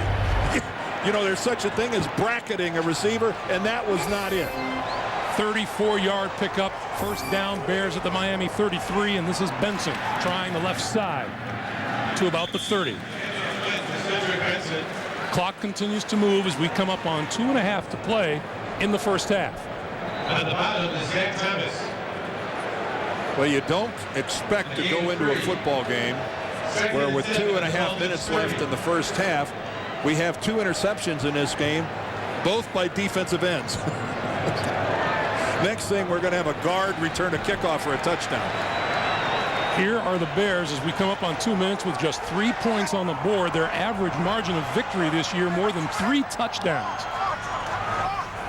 Grossman under pressure, down the sideline, has a man. Oh, what a catch on the far side. Musa Muhammad for the touchdown. Will Allen, I don't think he can believe it. I don't think he can believe that Musa Muhammad made this catch. First of all, it started up front. Zach Thomas comes on a blitz. It's picked up by the Bears front line. And then you got this going over here. Again, Will Allen and Muhammad. Allen sees the ball, has coverage. He doesn't play the football at the very end, and that's what cost him. Muhammad played the football. Allen was playing the receiver. Mistake. Robbie Gould's kick is good. We reach the 2-minute warning. Muhsin Muhammad with a terrific catch, and the Bears getting a little hint of momentum as we head toward halftime. Miami's lead is down to 14-10.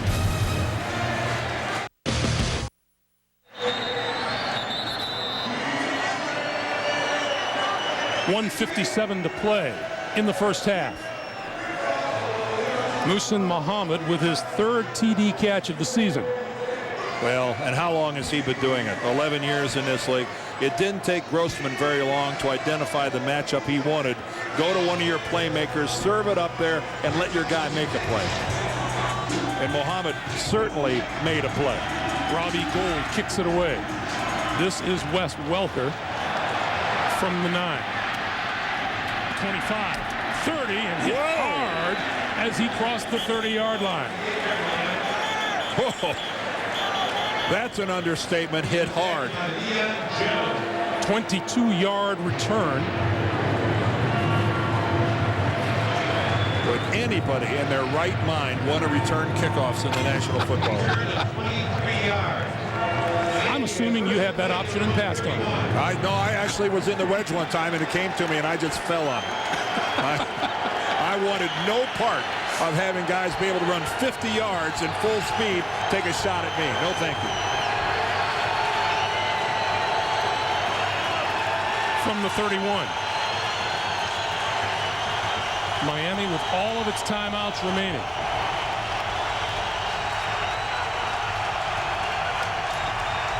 And they'll start on the ground. Ronnie Brown, big hole up the middle. 40, 45, 47-yard line and a Miami first down. 16 yards on the play. Well, that shocked the Bears. That took them by surprise. They didn't see that happening at all. And here's Miami playing with some urgency. First down from the 47. And now timeout is called by the Bears as they use their second of 3. A minute 29 to play in the half.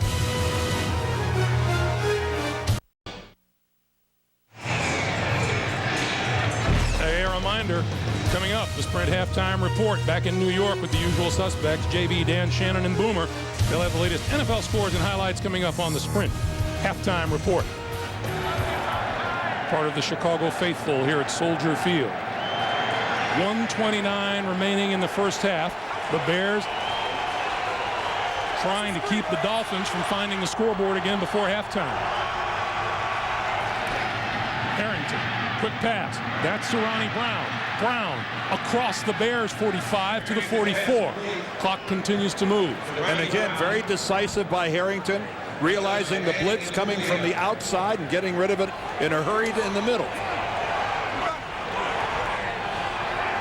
Second and short. And we'll give it to Brown again. Brown hit hard at the line of scrimmage, trying to squeeze ahead for the first down, and doesn't look like he got there. Well, I don't know if he got there or not, but that was some effort by Ronnie Brown. After getting tattooed at the line of scrimmage, or even a little behind it, by Brian Urlacher. Watch this hit right here. Boom. Timeout on the field, 51 seconds to play.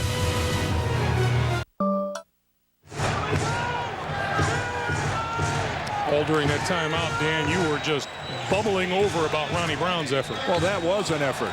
That was a hit from Urlacher that would have sent most guys bouncing backward. Ronnie Brown kept fighting for another 4 or 5 seconds for a couple feet. 3rd and 1. The pitch to Brown. Around the outside, first down and more. 30, 25, inside the 25 to the 22-yard line. Ooh, and he gets a block outside by Marty Booker, his wide receiver. Nick wants him to spike the ball.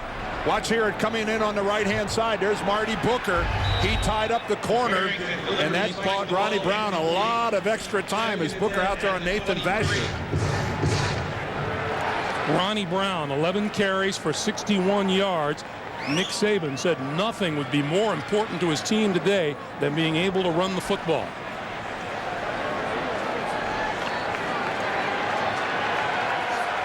Sammy Morris in the lineup. 2nd and 10.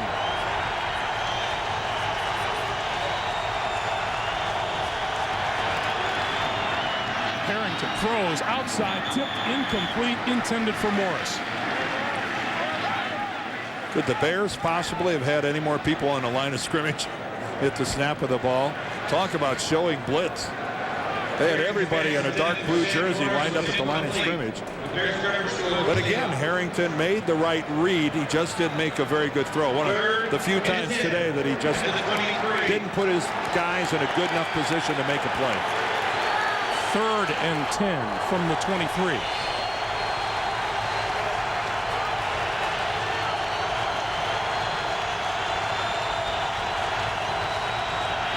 And the give is to Brown. Brown can't shake tackler. Penalty marker down on the near side, and this is going to be against the Bears. I think they might have been in the neutral zone again. We saw a little flinch before the snap. Offside, number 93 defense. 5-yard penalty still, 3rd down. It's Wally Ogunleye. The former Miami Dolphin. A lot of former Dolphins and former Bears on this field today. Yeah, Marty Booker was traded for Ogunleye, plus a 3rd-round draft choice that the Dolphins turned into Channing Crowder, the linebacker from Florida. Here's Booker. Miami with 2 timeouts, the Bears with 1. 3rd and 5. The pitch to Ronnie Brown. Brown can't shake tacklers at the 20-yard line, falls ahead. Lance Briggs, the first one to get to him. And here comes Olindo Mare. Let the clock run down, so nothing else. This guaranteed to be the last play of the first half. 3 seconds to play. Field goal attempt when we come back. I don't think you're supposed to put coins in there.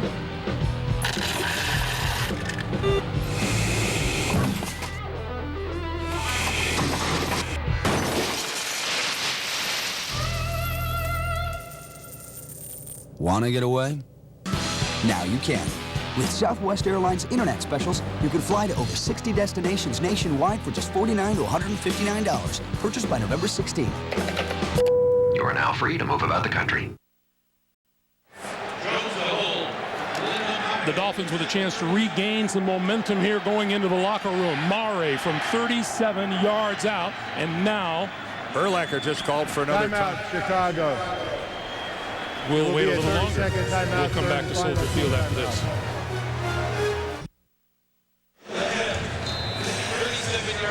3 seconds to play here in the first half. Olindo Mare will line this one up from 37 yards away.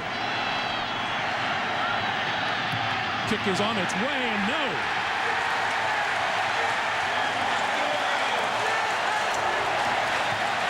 Did that get blocked? That either got blocked or that was the ugliest field goal I've seen Olindo Mare kick in a long time. Here's Mare's attempt from 37 yards away. Might have just been low. 14-10 Miami. Sprint halftime report after this message and a word from your local station. Big Ten football, Purdue at Illinois, November 11th on CBS 2. I'm James Brown in New York. Coming up on the Sprint halftime report, all the scores and highlights from Week 9. The Sprint halftime report is next. CBS Sports presents the Sprint Halftime Report. Sprint, together with Nextel. Power up. And welcome to our New York studios. In the Sprint halftime report, I can get that out now. Dan, Shannon, and Boomer. 14-10 Miami leading it. And Dan, you said it would be close. I thought it would be close. And you look at Miami, and they caused some turnovers, had some good plays early in the game, and then all of a sudden they get a turnover. Joey Harrington throws an interception after a turnover, and then next thing you know, the momentum goes back to the Bears. They throw a touchdown, then they block a kick. So when you're 1-6, you got to have that momentum early in the game. But now Chicago has it. Miami's probably going to be in trouble. Probably.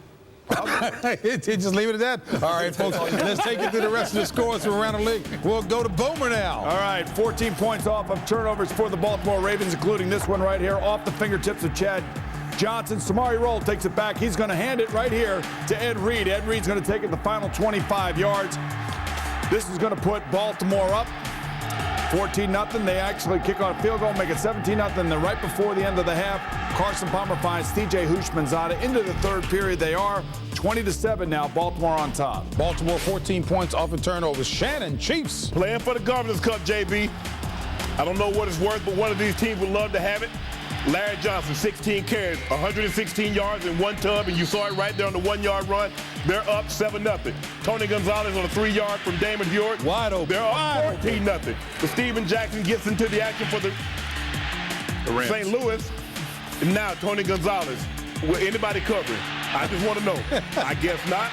That's the second touchdown of the day, as they're up 24-10 at the half, JB. 17 points off of turnovers for the Chiefs. Tennessee and Jacksonville, Dan. And David Garrard early in this game, he drops back. He finds Ernest Wilford, 11-yard touchdown. He's wide open in the back of the end zone. Vince Young, time to throw, slides to his right, makes a throw. It's tipped up in the air. Rasheem Mathis comes up with the interception. Then David Garrard, he finds a big fella, big tight end. George Reichster goes into the end zone for a score. Jacksonville on top. Jacksonville's D has limited Tennessee to a total yardage of 106 yards. Boom! All right, not a lot going on in this game, guys, but right here you see Brandon Jacobs, one of the few offensive highlights. Little screen pattern. He's going to take it down 21 yards, take it right around to the 20-yard line. A couple plays later, Tiki Barber's going to run to the outside. This guy's retiring. You see the vision, you see the patience, and you see the acceleration. 16-yard TD run. They're now in the third quarter, and Houston is trailing 7-3. Michael Strahan, midfoot strain on the right foot. Boom. Thank you. Fourth and goal. Clinton Portis is not going to get it in. But the Dallas Cowboys on their first possession, Julius Jones, Lamar Marshall, table for two. Safety, that is. That's 2 points for the Redskins. Tony Romo slides to his left. 10-yard touchdown to Terry Glenn, and they're up. But Clinton Porter takes this pitch from Mark Brunell, and he has a reservation, JB, for how many? 6. There it is right there. Tied at the half, 12-12. Cowboys have won 15 of the last 18 meetings there, so let's see what happens. Boom! Oh, it's a sack fest in Buffalo. J.P. Lawson's going to get sacked right here by Aaron Campman. Then Corey Williams is going to come in and sack him. Brett Favre has been sacked twice. Brett Favre has also turned the ball over. The offense has turned the ball over 3 times. He came into this game riding a 3-game consecutive streak of not throwing interception. That ends right here with London Fletcher. He takes it back. Buffalo all over Green Bay, 10-5. And Buffalo with only 70 total yards. Boomer. Hey, Shannon, Atlanta and Detroit. And Kevin Jones on a 3rd and 1. Picks up 34 more yards than what he needs and makes it a 35-yard touchdown run. He tumbles into the end zone. The tumbling Joneses, that is. And they're up big. But here, Mike Vick's going to be picked off by Dre Bly. Mike Vick for president. Yeah, Mike Vick, that's the incumbent, and I'm sticking with him, JB. And Kevin Endzone Jones again, his 2nd touchdown of the day. But here, Ward Dunn off the left side, 1-yard run, and they're down at the half. The Falcons are 14-17 to the Detroit Lions. All right, Dan. And Drew Brees, good first half for him so far. He finds a young rookie, great receiver, Marcus Colston, right here. Watch his catch. He goes up, gets hit. And the ground hurts him a little bit, although he plays later in this game. That's a touchdown. Saints are up. Then he rolls to his right. Drew Brees finds Devery Henderson. Wide open, 52-yard touchdown. And then Tampa comes back. Gronkowski, time to throw. His favorite receiver, Joey Galloway. Nice pass, nice catch, touchdown. Tampa back in the game.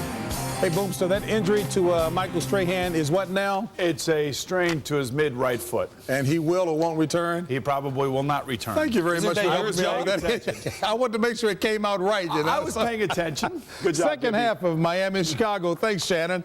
Coming up right after this.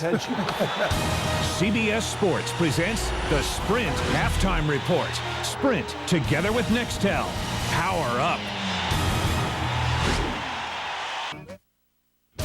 CBS Sports presents the Sprint Halftime Report. Sprint together with Nextel. Power up. And he pulls it in, lost the ball. Does Miami recover? Yes, they do. Harrington pulls it down, now on the move, throws, touchdown.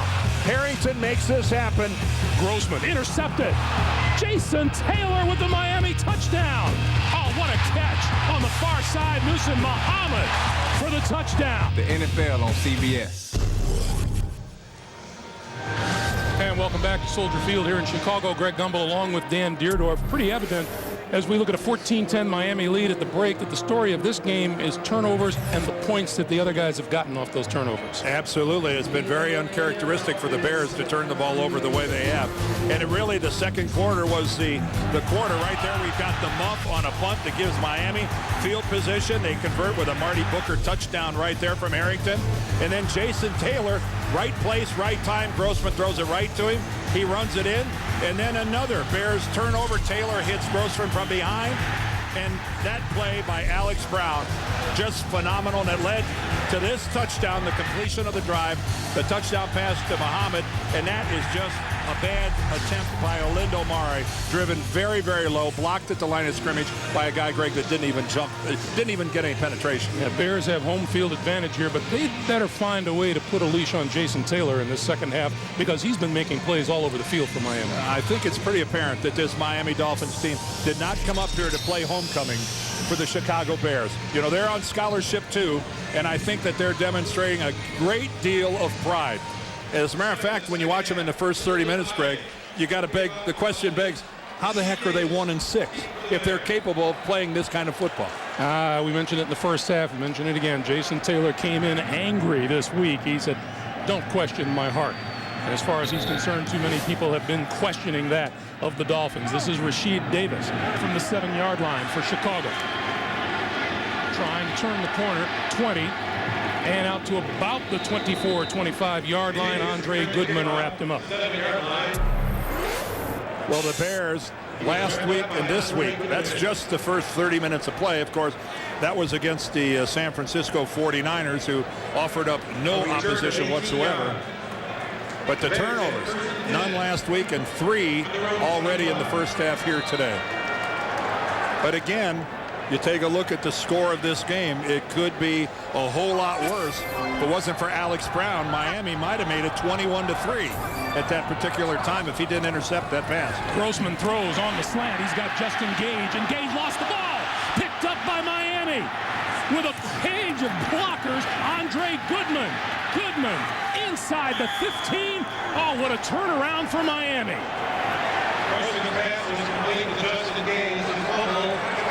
Nick Saban told us last night one of his biggest problems, the team hasn't been getting turnovers. They've done that today. And Lovie Smith, I don't think can believe his eyes. Perfect throw, Justin Gage trying to make a big play, but he gets hit hard by Jeremiah Bell.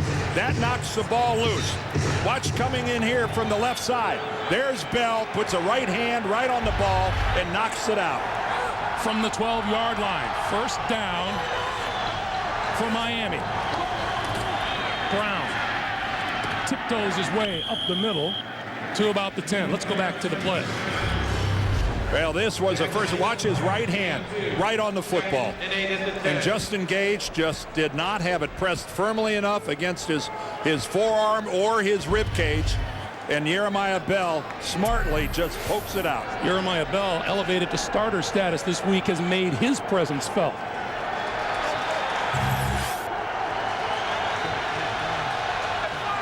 Second and 8 from the 10.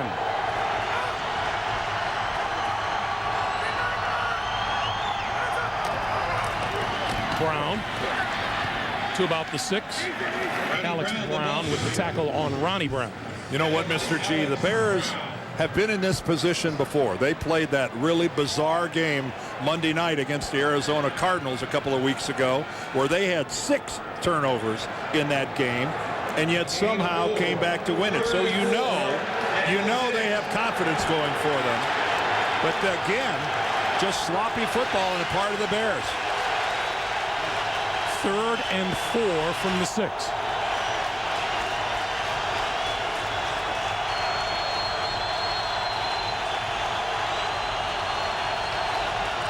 Harrington out of the shotgun throws. That's complete. Touchdown. Wes Welker.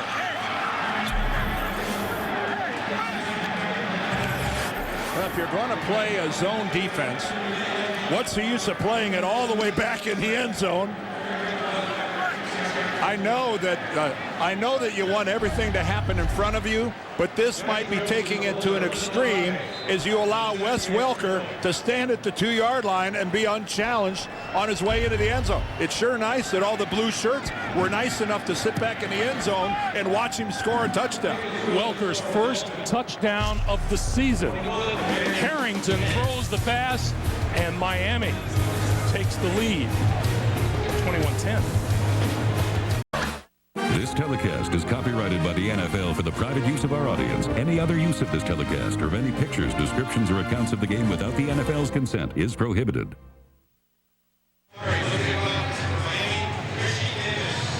Number 12 is Justin Gage, who fumbled the football. And the Dolphins have scored all 21 of their points off turnovers today and lead 21-10. This is Rashid Davis from the 7. Through the pigeons and out across the 35 to the 37-yard line. Those pigeons had been setting up shop there for a while, and they weren't too happy about being uprooted. You can tell they're deeply disturbed. Yeah, scared them all the way up to midfield. Wow, talk about being oblivious to everything going on around you. And they are still at midfield. First down, Bears. This is Thomas Jones. Jones tries the right side and not much running room there. I want to remind you, coming up tonight on 60 Minutes, Russell Crowe, known for his acting talent, his temper, and for speaking his mind, which is what he does on 60 Minutes, followed by new episodes of The Amazing Race, Cold Case, and Without a Trace. That's tonight on CBS, America's #1 network. They're about 12 or 13 yards downfield. Look, Dan, squab. A nice skinny post pattern. Grossman to throw on 2nd and 8. Going to throw this side of the field, has his man and pulled in, and now ruled incomplete. Yeah, the ball hit the ground. Muhammad. He had it to begin with.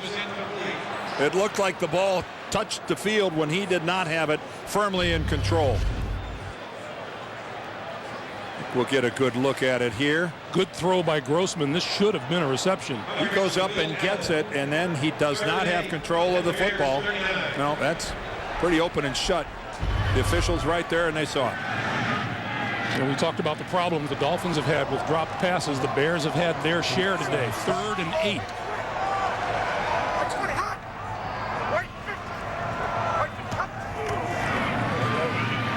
Grossman under attack and goes down. 7th time he's been sacked. I think that was Kevin Carter. Grossman was sacked by David, was that David Bowens? It's cut the right side. Let's take a look at the right side. You're exactly right. That's 96, David Bowens, coming from Carter's position there at left end, and he just collapses. Bowens gets credit for that sack. Carter cleaned up on the inside. Wes Welker, deep for Miami. From the 21. No running room. Goes down at about the 23 or 24-yard line. 12 minutes, 10 seconds to play, 3rd quarter. Miami on top of the undefeated Bears, 21-10. Football fans have become too reliant on one sign. So what do we come up with? Luck. Sure, left.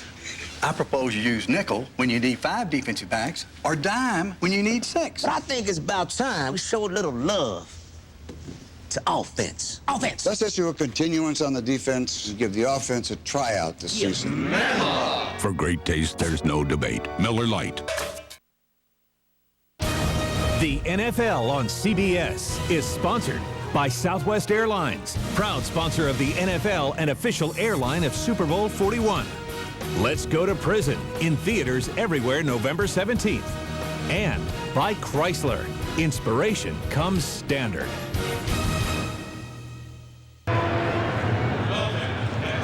Greg Gumbel, Dan Dierdorf back at Soldier Field in Chicago, where the Bears crowd a little bit stunned. 12-10 to play, 3rd quarter, plenty of time remaining. They just aren't used to looking up from a 21-10 deficit. 1st down, Miami from their own 24. And they'll go back to the ground game with Ronnie Brown. Brown, hole on the near side, 40, 45, and out of bounds at about midfield, just a yard shy. 25-yard pickup and a 1st down. And then, as kind of an exclamation point at the end of this run, he just tramples Danielle Manning, the safety. Watch Ronnie Brown finish this run. Watch this. See you later. And then just steps on him going out of bounds. Talk about adding a little insult to injury. Ronnie Brown running with a little attitude. 90 yards total on the day.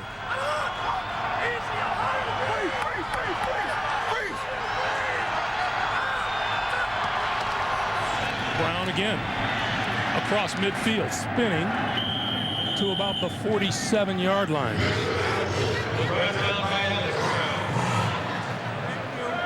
That's what Brian Urlacher does on defense.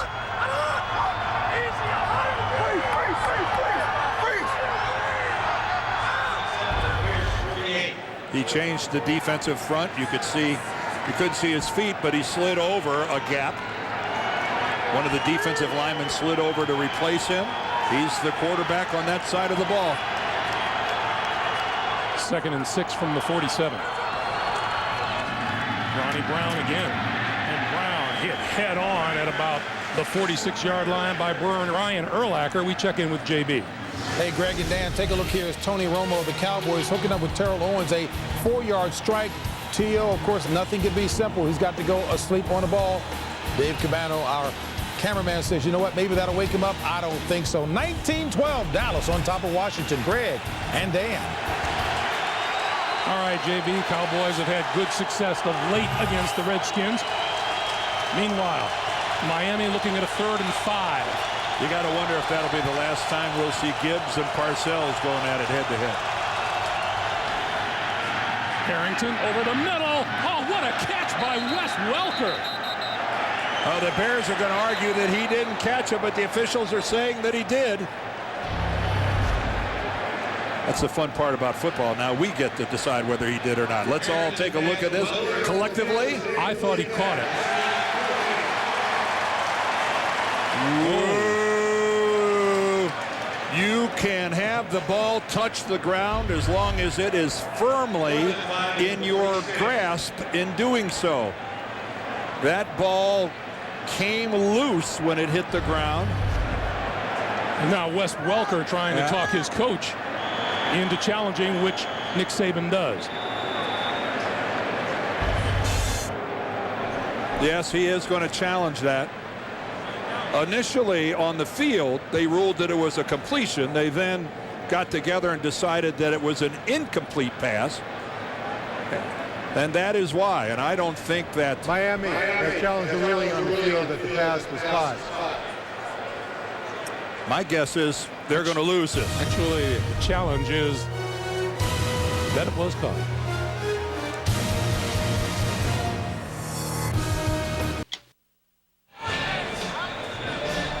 Well, Pete Morelli's still looking at it, and while he does that, here's what happened. Right here, Greg, when the ball is going to hit the ground right there, Wes Welker does not have complete control of the football, and I think that makes it an incomplete pass.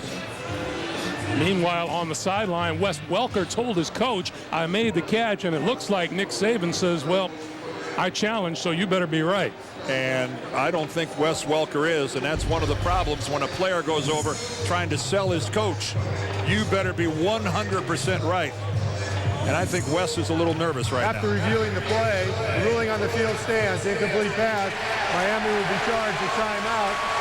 Please set the game clock to 10:14. Now, in reality, the amount of time that Wes Welker did not have control of that football was a nanosecond, and maybe he didn't realize it.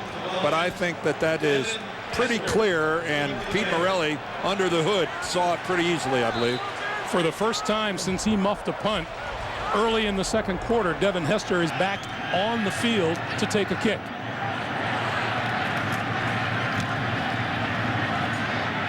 Fair catch called for, and now he's going to let it bounce, and it takes a Chicago bounce out of bounds at about the 21 or 22-yard line. 10:06 to play in the third quarter. You're watching the NFL on CBS, home of Super Bowl 41. The NFL on CBS is sponsored by Wendy's. Get in the middle of flavor. Do Wendy's new Double Melt and do what tastes right. And by MI3, starring Tom Cruise. Available on DVD today. 10:06 to play, third quarter. Thomas Jones in the backfield. Grossman calling signals from his own 21. The give is to Jones. And Jones, not much yardage up the middle. While we have a moment coming Tuesday, November the 14th to CBS, a new drama about the doctors who explore life's greatest mystery, the human brain. 3 pounds, Tuesday, November 14th, after the unit.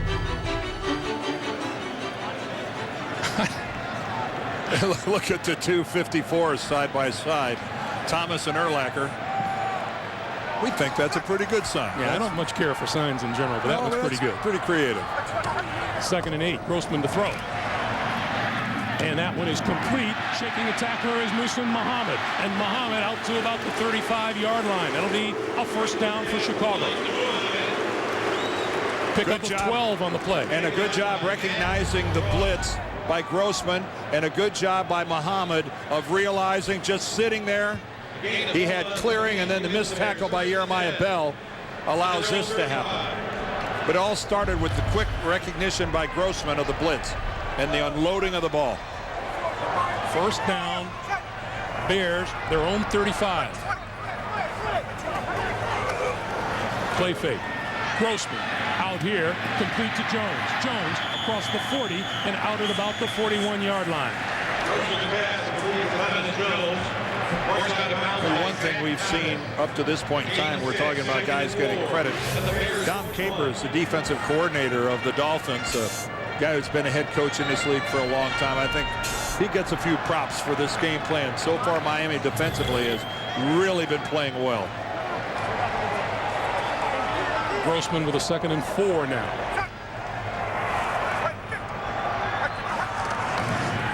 Jones with blocking. Across the 45 to the 47, and another Chicago first down. There's Big John Tate, the left tackle of the Bears, getting out front, leading this play. This was well executed at the point of attack. Take a look at this. Somebody's going to put Zach Thomas on the ground. Oh, yeah, right there. Jason McKee, the fullback, takes care of Thomas. Then Big John out front. We saw a little of that earlier by the Dolphins running that play, and that time it was the Bears' turn to execute. There's John Tate, 5 years with Kansas City, his 3rd year with the Bears. Grossman now on first down. Jones straight ahead across midfield and into Miami territory. Look what the Houston Texans are up to. Back to New York and JB. Greg and Dan, 18 plays, 80 yards. This is how the Houston Texans capped the play. That drive there, look at David Carr. No one over, up and over for that 2-yard dive there. It's Houston on top of the Giants, 10-7. Back to Greg and Dan. There's something you don't see every day, an 18-play drive. 2nd and 5. Here's Jones. Oh, look at the contact, and here's a penalty marker. There's a flag on the play. Run down Mike Crowder. Bears with a little celebration early here. Let's get the call. Illegal use of the hands to the face, number 94 to defense. 5-yard penalty, automatic first down. That penalty is on Keith Traylor. At 6'2", 337 pounds in his 15th season. I think you got to reiterate, 15th season.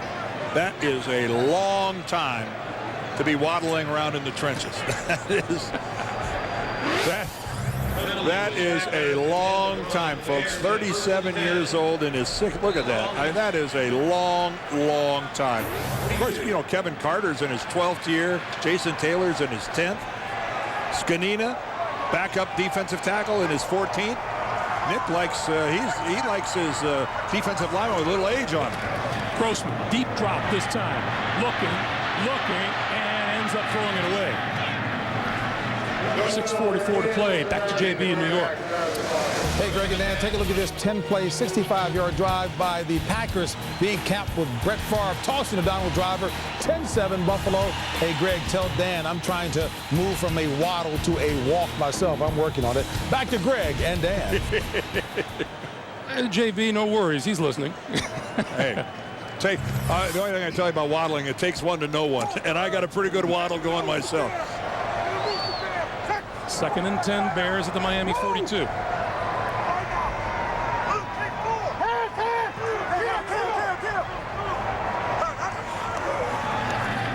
Grossman out of the backfield is McKee.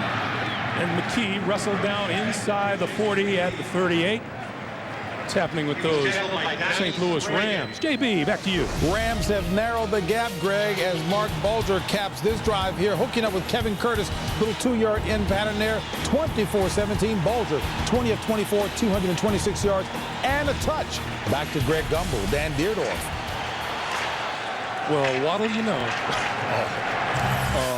Thank you very much, Greg. You're better than that. 3rd and 5 from the 37.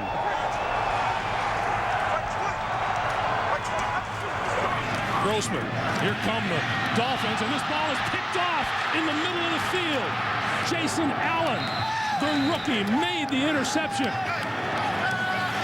And another Chicago turnover. 5:55 to play, 3rd quarter.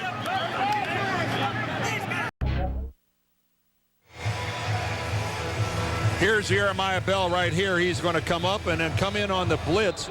And Rex Grossman is not able to step up. He's got a wide open Desmond Clark and just severely overthrows him. because of poor footwork, not able to step into it. You could see that Clark was wide open. That ball was about 8 feet higher than Grossman wanted it to be. Jason Allen, his first interception in the National Football League. First down from the 35. Harrington with time. Gonna go deep. Incomplete. Overthrown to Chris Chambers. Charles Tillman was covering. Well, Joey found the matchup he wanted. He found single coverage. It's just now it was his turn to put a little too much air under the football. You mentioned this in the first half during a timeout, Dan. We have seen these two quarterbacks try to stretch the field today more than you usually see. Yeah, and they have misfired more often than not, although Grossman did have the nice touchdown pass to Muhsin Muhammad on a play down the sidelines. They've been taking their shots, but they've been a little bit off. 2nd and 10. To the far side. Quick pass to Derek Hagan, the rookie out of Arizona State. Again, very quick, very rhythmic, high percentage passes by Joey Harrington. Gets him some valuable yardage, and more important than anything else, in this instance, keeping Miami out of that 3rd and long situation. It's a good philosophy looking at a Chicago defense that's registered 21 sacks coming into the game, 20 of them by the defensive linemen. 3rd and 3.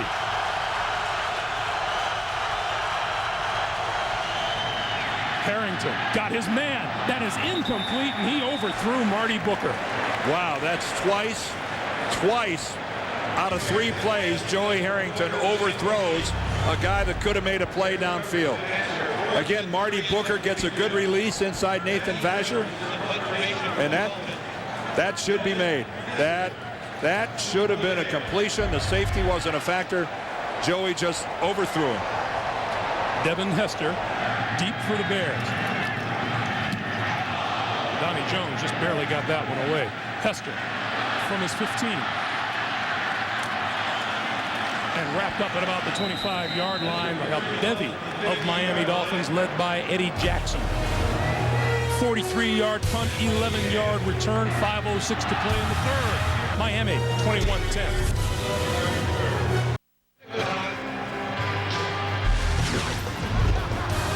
Coming up next, Jake Plummer and the Broncos against Hines Ward and the Steelers, or the Cleveland Browns and the San Diego Chargers. Check your local listings. It's next here on CBS. Well, last year's AFC Championship game, Jake Plummer was roughed up by the Pittsburgh defense. Plummer sacked 3 times, intercepted twice, faced an awful lot of pressure throughout the game.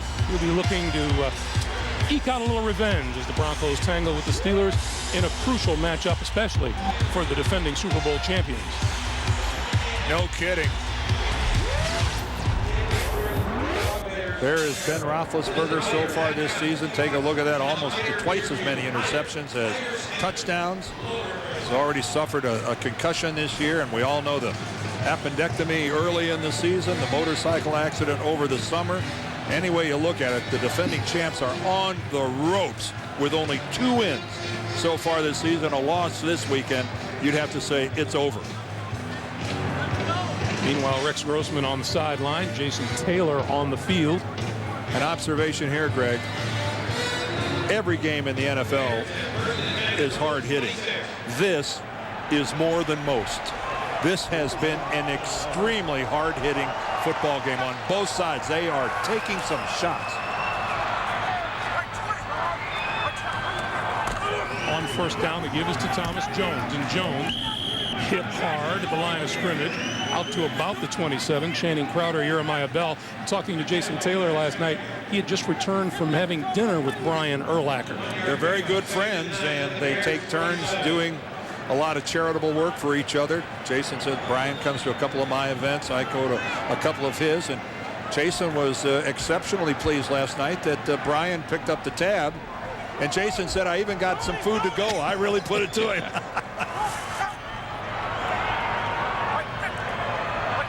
From the 27 with Grossman to throw. And that is picked off by Rashid Davis. Nice catch with the hands across the 30 to about the 33. Well, especially, you know, on that pattern as a wide receiver, there's something waiting for you on the other end, and it's not a handshake. That is a beautiful job of a wide receiver going out there, really exposing his ribs in reaching for that football, and he did it anyway. You see a lot of alligator arms in that situation. Rib injury in the first half is what has Bernard Berrien sidelined here in the second half. That pass is complete to Rasheed Davis, but quick on the hit is Will Allen. 5 years a New York Giant in his first season with the Miami Dolphins.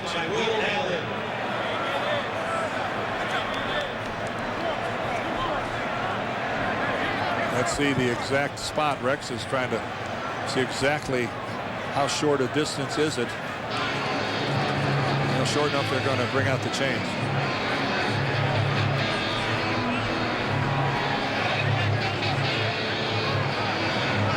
.343 to play in the third.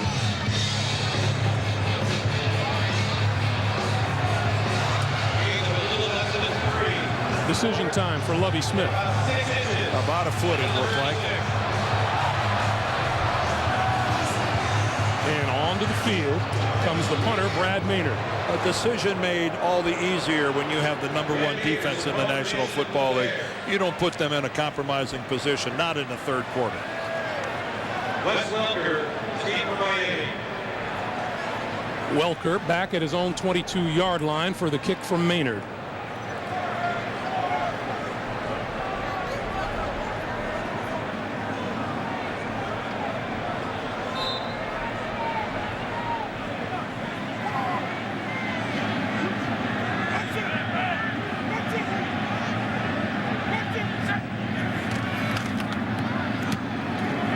Gets it away. Welker, fair catch called for, and makes it at the 15-yard line. Bears losing at home is an unusual thing. They've won their last 10 here. Their last home loss to Cincinnati week 3 of last season. Kyle Orton threw 5 interceptions. Chad Johnson had a big day, scoring 2 touchdowns, 77 yards receiving. Orton had a 14.7 passer rating in that contest, but I think we can all agree Kyle Orton accounted well for himself over the course of last year on in relief. You take a look at the Bears and their quarterback situation. They got Rex Grossman, Brian Griese, and Kyle Orton. They've got 3 guys that can play in this league and play well. From the 16-yard line now, Joey Harrington calling signals.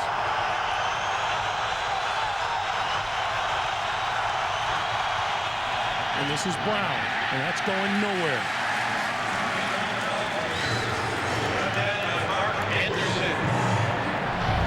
Well, it's always fun to watch both these middle linebackers, but Brian Urlacher, you can see he just runs inside the attempted block by Darian Barnes and said, well, this is too easy. You know, a lot of times as a middle linebacker, you make that decision and you duck under a guy and the play bounces outside of you. You can look silly. The initial hit on that play coming from Mark Anderson, and what an outstanding rookie he's been for Lovie Smith this season. 2nd and 11. Brown again, cuts inside, and across the 20 to about the 23. I think that run we just saw out of Ronnie Brown, pretty indicative, Greg, of the way the Dolphins are playing this game today. It is first, second, and a lot of times third efforts. They are scratching and clawing for every inch of this field. How about Ronnie Brown? 19 carries now, 101 yards as Miami looks at 3rd and 4. But again, a manageable 3rd down. Staying away from that 3rd and 8, 9, or 10. Bears haven't allowed a 100-yard rusher here since Edgerrin James. Harrington on the move. Throws. Intercepted. Intercepted at the 25-yard line by Nathan Vasher.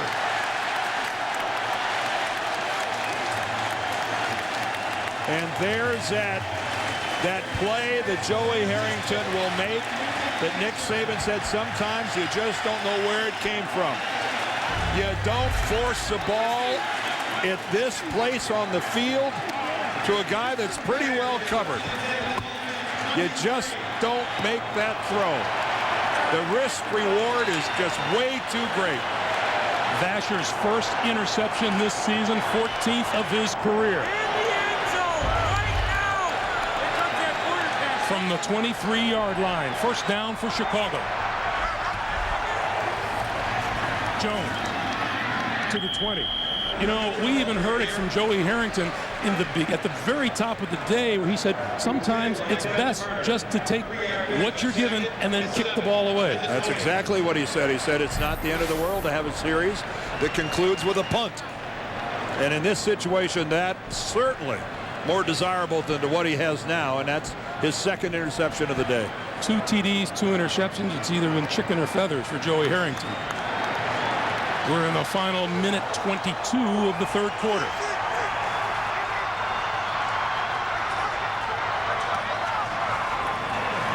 Grossman running out of time, throws it, incomplete. Channing Crowder. One Florida Gator in on another, Rex Grossman. Again, Grossman under pressure, and he's not able to step into this. Making the decision at the last moment which direction he's going to go. In reality, he just threw that ball away and got away with it because he was still in the pocket as well. 3rd and 7.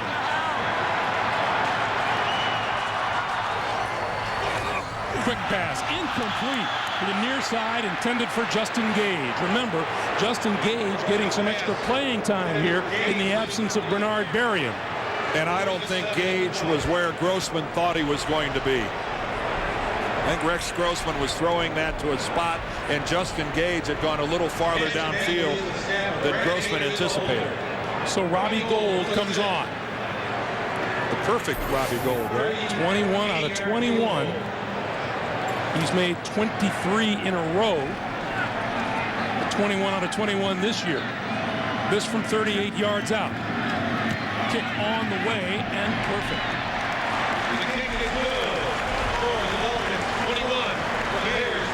62 seconds to play in the third quarter. And a one-possession game now for Chicago if they were to get a touchdown and a successful 2-point conversion. And we get a chance to listen to one of the great fight songs of all time. You grew up, you knew the words to this. Backwards and forwards.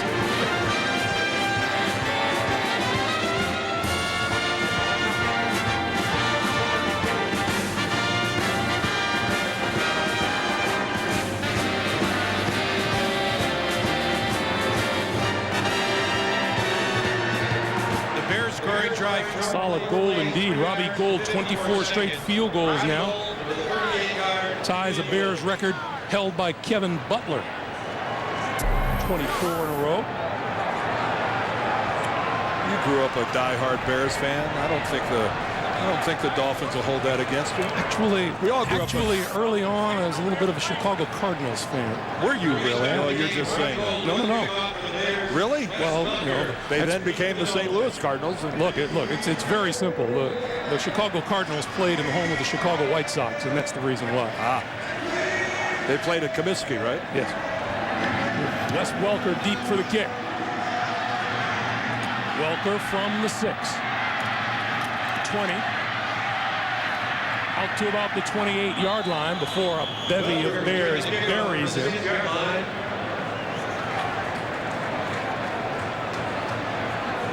There's Virginia McCaskey, who is the daughter of the legendary George Halas, the matriarch of this Bears organization. And wow, if you love the game of football, when you're in the presence of a Halas, you're in the presence of greatness. You almost feel like it's royalty. George Halas was always just a remarkably fun interview. First down now, Miami. Pass out to the far side. Oh, look at the catch made by Chris Chambers, and Chambers out of bounds across the 30-yard line, close to the 35. Are you kidding me? How about that? The ball is high and outside, and doing a little pirouette, Chris Chambers snags it with one hand. First thing I thought, Dan, was lateral, backwards pass, perhaps. The ball gets tipped. I didn't see that when it happened. The ball actually got tipped. That made the concentration by Chambers even better. 2nd and 5 from the 33.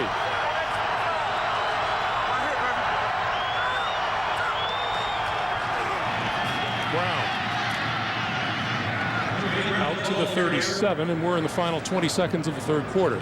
This Miami offensive line has really been beaten up. They have not performed well. We saw all the sacks that Dante Culpepper had early in the season. This group has come to Soldier Field today, and at least through the first 3 quarters, Greg, played really, really well. Clock winds down on us. We're at the end of 3. Miami leading the Bears 21-13. Back to Chicago after this message and a word from your local station. You're watching the NFL on CBS, the home of Super Bowl 41. You're watching CBS 2 Chicago, home of Super Bowl 41.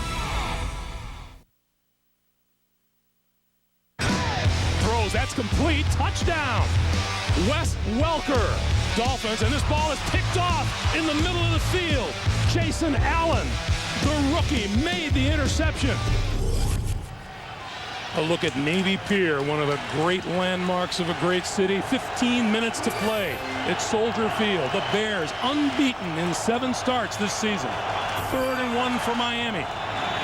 Brown looking for a first down, and he got it across the 40, close to the 41-yard line. Did you see Ronnie Brown's legs just dig, dig, dig? Man, this guy is running like I haven't seen him run all year, and that was nothing but power football. Just going to follow his fullback, Barnes, right into the hole. Nothing fancy. Here we come. Can you stop it? But look at his leg drive. Look at him still go. 21 carries, 109 yards.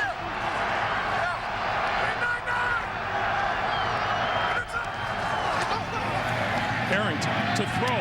Oh, nice catch over the middle. Chris Chambers, and that's another Miami first down at the Chicago 41. Well, Chris Chambers putting on a little human highlight reel here on this drive. Already had the one-handed snag. Here's the two-handed snatch out of midair.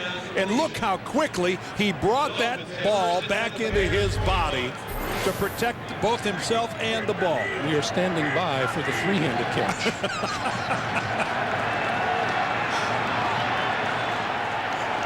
From the 41. Let me know when that one's coming. Will ya? Brown. Back to the line of scrimmage and not much more. Maybe 2 yards. Lance Briggs, Brian Urlacher with the stop.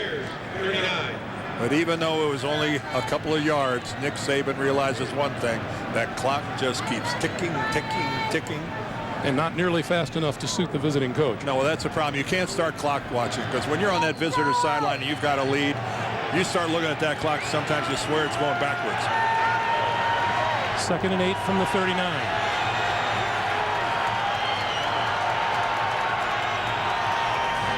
Harrington throws far side, and that is incomplete. And that's another risky pass by Joey Harrington. A whole lot of people around that thing wearing blue shirts. Trying to get it to Chambers, but Tillman was right there. You know, again, risk and reward. If you complete this, it's good for about 2 feet. But look at the guy right there. What's the use? There's no upside to even completing that pass. Harrington needs the 31 for a first down. And here's the 3rd and long that they've been avoiding here recently.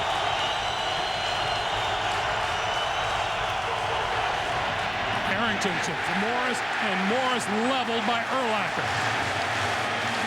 Well, Wally Agunleye screwed it up to begin with. He was the guy that was right there. He altered the path of that play and served it up for his teammate Urlacher.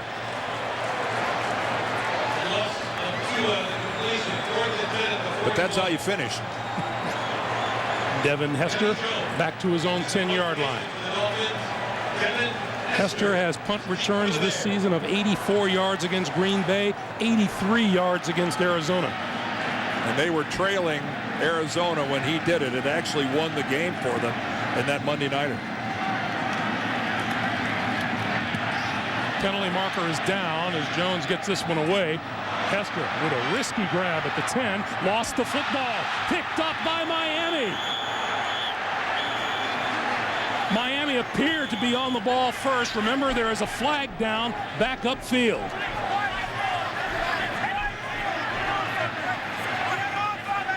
Hard to describe what's going on down there right now. You've never been there. Now, let's check the marker. It's being explained to Pete Morelli right now.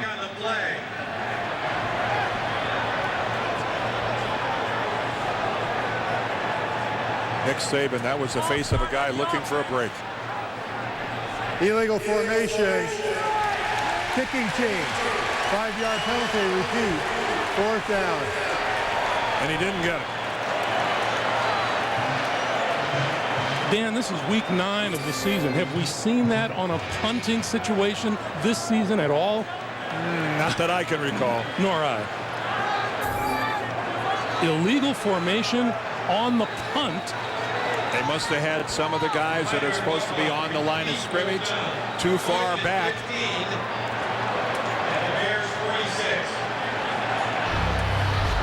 Let's take a look. You see these guys out here. You see this guy here. That guy. They have to be up on the line of scrimmage, the same place an offensive tackle would be.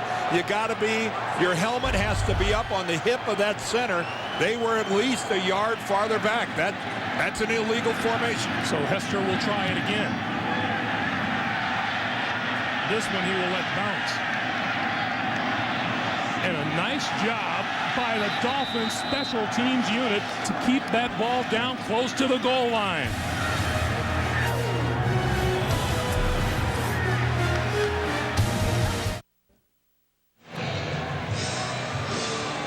Welcome back to Soldier Field in Chicago. 11:54 to play in regulation, and there is Devin Hester, who has had his problems today. One muffed punt, fumble that didn't go against him. His personal confidence has to be a little rattled. I'd have to say that his head coach has little or no confidence left in him at all. Bears start from their own 1. Cedric Benson in the backfield, the deep back behind Grossman. And that's not going to help the Miami cause at all unless he was pulled off. Encroachment, 94, defense. 5-yard penalty, remains 1st down. Nick Saban couldn't ask for anything more than have these guys starting at their own 1. And now they get a little breathing room, but you got to give a little credit to Rex Grossman because he's been using his cadence. Getting a good look there at Brandon McGowan, a defensive back, leaving the field. He doesn't have a shoe on either foot. So 1st and 5 now. And Benson for a couple. The point I was going to make before we saw McGowan leaving was give Grossman a little credit. He's got a hard count that's really good. He's got these Miami defensive linemen a little jittery, a little off balance, and he's got he's using that change in voice, that change of voice inflection really well. We saw that quarterback rating in the 4th quarter this year for Rex Grossman of 26. Let's give a listen to Rex at the line.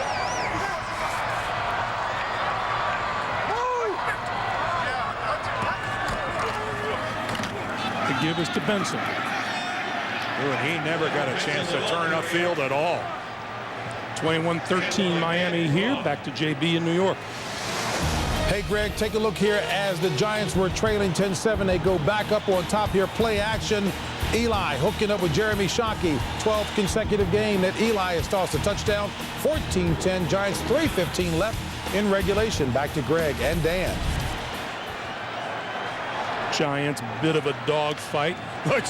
Boy, that's when you know it's been a hard-hitting game. He knocked off the top half of his seat. Oh, what a head knocker. Grossman to throw.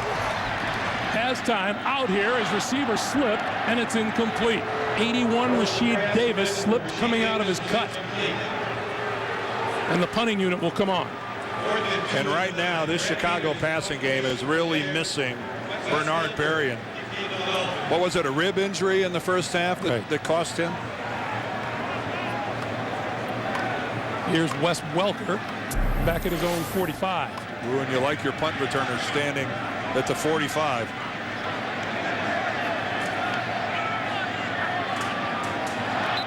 And on the offensive line. Well, the Bears are hoping this is against Miami because this would be good for a 1st down. It's less than 5 yards to go for a first down. You know, Nick Saban is just going to shoot himself. Well, this would be a boneheaded penalty of all time.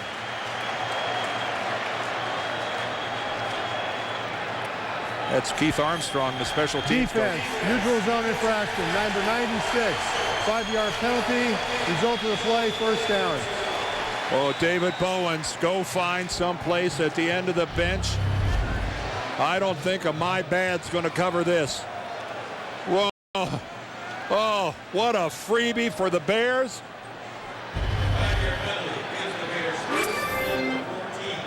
So the line of scrimmage moves now to the 14-yard line where it's first down, Chicago.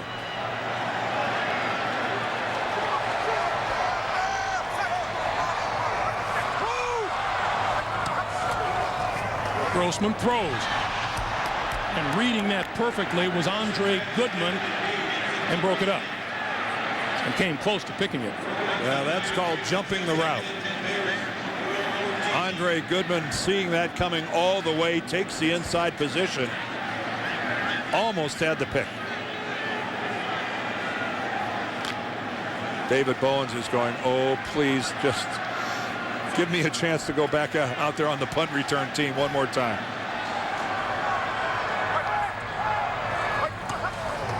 On 2nd and 10. Grossman hit as he let go, and it's incomplete over the middle. It'll be 3rd and 10. That's 5 straight incomplete passes by Grossman. Boy, talk about taking a hit right in the chops. Channing Crowder. Was that a helmet to helmet? Did he hit? Let's see how he... Let's take a look at this. He did a good job of getting his hands on both shoulders of Rex Grossman. See, he didn't launch himself, and that's why there wasn't a penalty. 3rd and 10.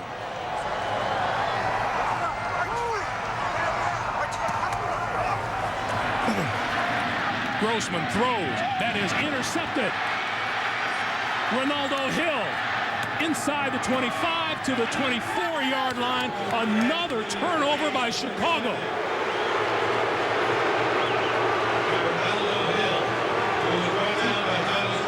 Rex Grossman, again, didn't look like he stepped into that football.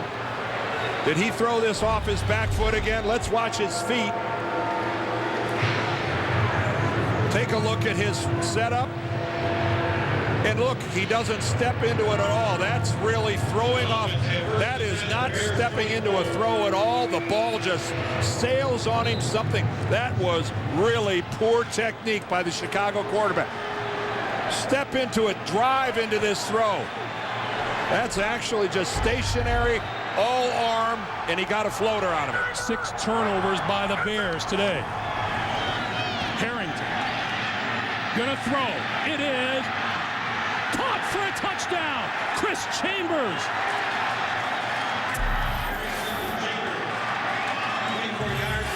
When Joey Harrington let that ball go, I thought it was going to be intercepted. I thought he threw right into coverage, and instead his guy, Chris Chambers, the best receiver for the Dolphins, makes a play. I thought right there that ball was going to get intercepted, and 2 guys are fighting for it, Tillman and Chambers wins. The extra point is good. 10 minutes to play in the 4th quarter. Miami doing serious damage to the Chicago Bears' hopes of remaining undefeated. The NFL on CBS is sponsored by the new AT&T, your world delivered. The all-new CR-V, it's something new to crave from Honda. And by Dell, business solutions designed for one company in mind. Yours, Dell, purely you. Ten minutes to play in the 4th quarter. 28-13. Rex Grossman's interception turns into more points for the Miami Dolphins, who lead it now 28-13.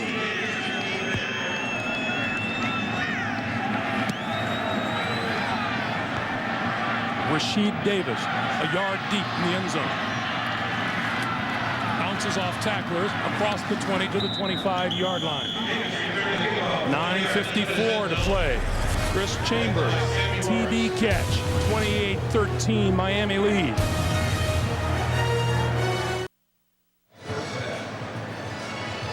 At the start of the day, Rex Grossman had thrown 11 touchdown passes here at Soldier Field without an interception. Today, 1 TD, 3 picks from their own 25. The give is to Thomas Jones, and Jones across the 30 and out close to the 35 and close to a first down. Well, right now for Miami Dolphins, when you're 1-6, the reason you're 1-6 is that you haven't learned yet how to finish games, how when you're up to hold the lead, and right now that's going to be interesting to see if Nick Saban's team can close the deal, because right now the deal is certainly in their favor. On 2nd and 1, and being wrapped up in the backfield is Thomas Jones by Jason Taylor. Welcome to those of you joining us here in Soldier Field in Chicago. Greg Gumbel along with Dan Dierdorf. The Miami Dolphins have been opportunistic. The Bears coming in unbeaten, but have turned the ball over 6 times. Rex Grossman has thrown 3 interceptions, and the Miami Dolphins have capitalized, and they lead at 28-13. Plenty of time remaining. 3rd and 2. Grossman throws over the middle, and that's complete to Desmond Clark, the tight end, and that's enough for a first down. I believe that ball got tipped on the way.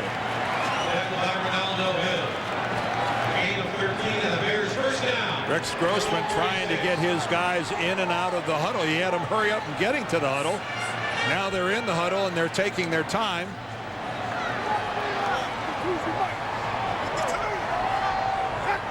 Clock continues to move. 8:15 to play.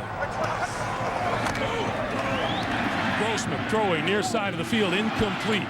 Intended for Muhsin Muhammad, who has scored the only Chicago touchdown of the day. 2nd and 10. 2nd and 10 for the Bears. For those of you joining us, the Bears early in this game lost their big play wide receiver, Bernard Berrien. He was injured in the first half of play, and he has almost a 19-yard per catch reception average, and right about now you could use every big play you got if you're wearing a blue jersey. On 2nd and 10, the give is to Jones right up the middle, spinning across midfield and into Miami territory to the 48. And Jason Taylor makes that tackle, and he looks like he's a little bit sore getting up. And to this point in time, I don't know how you can play a much better football game than 99 has played. And it looks like he's got to go to the Miami bench. He has been outstanding today. Despite the tackles, a sack, a forced fumble, an interception. And the interception he returned for a touchdown. 3rd and 4 now. Grossman throws, and that is almost picked off by Jeremiah Bell. And right about now, these Miami safeties are sitting on every inside slant pattern that the Bears are trying to run. Bell is all the way to the inside on Desmond Clark, the tight end. And luckily, that wasn't intercepted. And no sign of the punting unit on 4th down and 4 as Jason Taylor remains on the sideline. Grossman, 1 for his last 9 throwing the football. He needs the 44-yard line for a first down.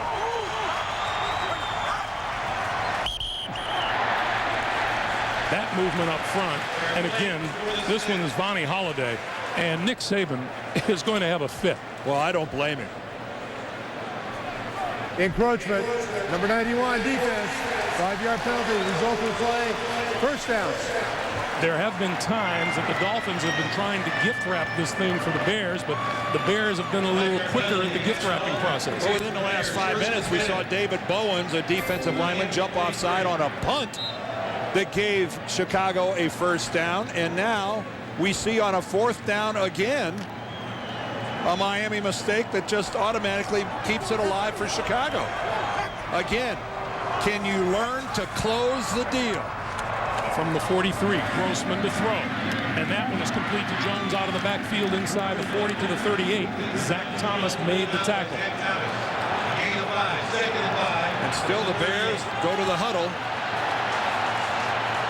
They've got plenty of time in this football game. Jason Taylor back onto the field for the Dolphins. They're 2 scores away, but one of those scores has to include a 2-point conversion. On 2nd and 5, Jones. And Jones hit at the 36, spins forward close to the 35. Channing Crowder with the tackle. We are under 7 minutes to play. Game of 3, 3rd and 2. The Bears, #1 in the NFL, total offense, #1 defense, #1 special teams, unbeaten in 7 starts this season. Looking at a 3rd and 2.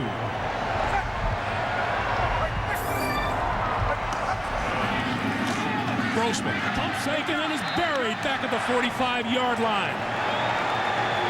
Kevin Carter along with Will Allen. And that sack destroyed any chance at a field goal. They're going to have to. They're going to have to try to convert. That's way out of field goal range. That's the 3rd sack of Grossman today.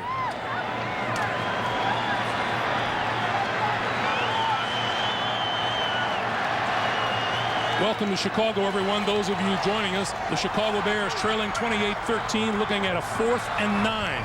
Grossman with time, throws over the middle, incomplete, overthrew his intended receiver. And the ball will go over to Miami on downs.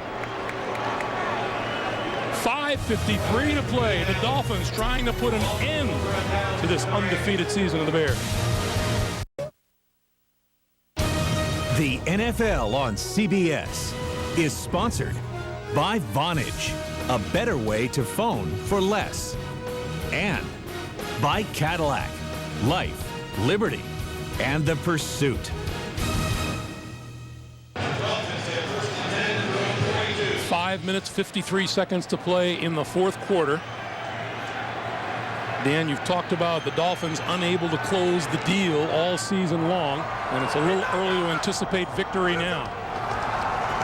Penalty marker is down as the give is to Ronnie Brown. And we welcome those of you joining us here at Soldier Field in Chicago. 28-13, Miami leading the undefeated Bears. Defense, number 91, offside, lined up in the neutral zone, 5-yard penalty. And 10 straight home winning streak is now on the line for the Bears. They've turned the ball over 6 times, and Miami has capitalized. All 28 of their points coming off of turnovers. And there's another Chicago mistake that doesn't help the cause. Tommy Harris lined up offside, so that automatically makes it a whole lot easier for Miami to move the flags. Now, don't make the mistake that these Bears were looking ahead or had thoughts of an undefeated season. Lovie Smith doesn't allow that. No, you cannot give enough credit to the way the Dolphins have played today. 1st and 5. Brown. Just across the 45 to the 47. But it has been turnovers have been the keys. It started off with the rookie Hester muffing a punt that led to a Miami touchdown. Then Jason Taylor ran an interception. Taylor created a fumble that was recovered by Miami. Then Justin Gage on a reception. He fumbles it and it's scooped up by Miami. Then it's an interception by the rookie Jason Allen. And then finally Ronaldo Hill comes in. And it has just been an ugly offensive day for the Chicago Bears and Rex Grossman. And that guy you just saw, Jason Taylor, has been brilliant. 2nd and 5. Brown looking for running room and finds it across midfield, very close to a 1st down. Clock continues to run, 4.5 minutes to play.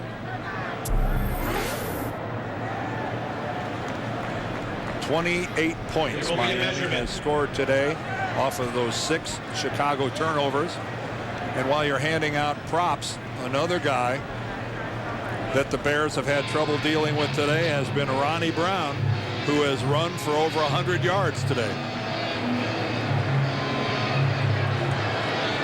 Just a little short. Boy, Bears repeating, too, that no one came into this game today angrier than Jason Taylor. upset at the way his team had been questioned all week long. Pretty much a given that they wouldn't stand a chance against the Chicago Bears, especially in their home environment. And Jason Taylor said, no one questions my heart, and he's come out here and played like it. He had a good line. He said, it's totally unfair, I think, to say that it'll be a miracle if we go up and beat Chicago. I think he was making the point that, you know, we're on scholarship too. We're paid. We're professionals. Bears have used the timeout here. But it's hard to hide the fact you're 1-6. That, unfortunately, that gets to town before you do. Well, we mentioned it earlier. It bears repeating. Back in 1985, Week 13, the Bears went into Miami undefeated, but then were soundly beaten by Dan Marino and the Dolphins in what would be the Bears' only loss of their Super Bowl season. Marino threw for 270 yards and 3 touchdowns and picked apart a Bears defense many thought had absolutely no flaws as Miami won 38-24. You know Dan is listening back in the studio, so I'll say it again. 3 touchdowns, 270 yards. I'm sure he just turned to Boomer and said, hey, what do you think of that? It has not been a stellar day for Rex Grossman. He was telling us yesterday he's had some times when he's completed passes that he thought he shouldn't have. He thought it was a good pass at the time, but then he goes back and he watches it on film. He shouldn't have thrown it. He was off balance when he threw it, and he's thrown a couple of those today. Well, he got away with a really horrible game out in Arizona where he had 4 interceptions and lost 2 fumbles. But because of 2 defensive scores and a punt return for a touchdown, somehow miraculously they came out of there with a win. I don't think you can count on having those kind of days and coming away with wins very often. Grossman 15 of 35 for 185 yards and a touchdown and 3 picks today. Meanwhile, 3rd and inches for the Dolphins. Harrington going to keep it and sneak for the first down. I don't think there's any question that he got it, but we have, again, there aren't many offensive lines in the NFL that have been as maligned as this group from Miami. They made a switch a couple weeks ago where Damian McIntosh, right there, you see, he was the right guard. He moved out to left tackle. L.J. Shelton, who was the left tackle, he flopped in and became the right guard. Geno James, Rex Hadnot, Vernon Carey, they have played a real football game here today against a brilliant defense. And with that first down, the Soldier Field faithful are beginning to drift to the exit. Harrington, the pitch for Brown. Brown with running room, and there he goes.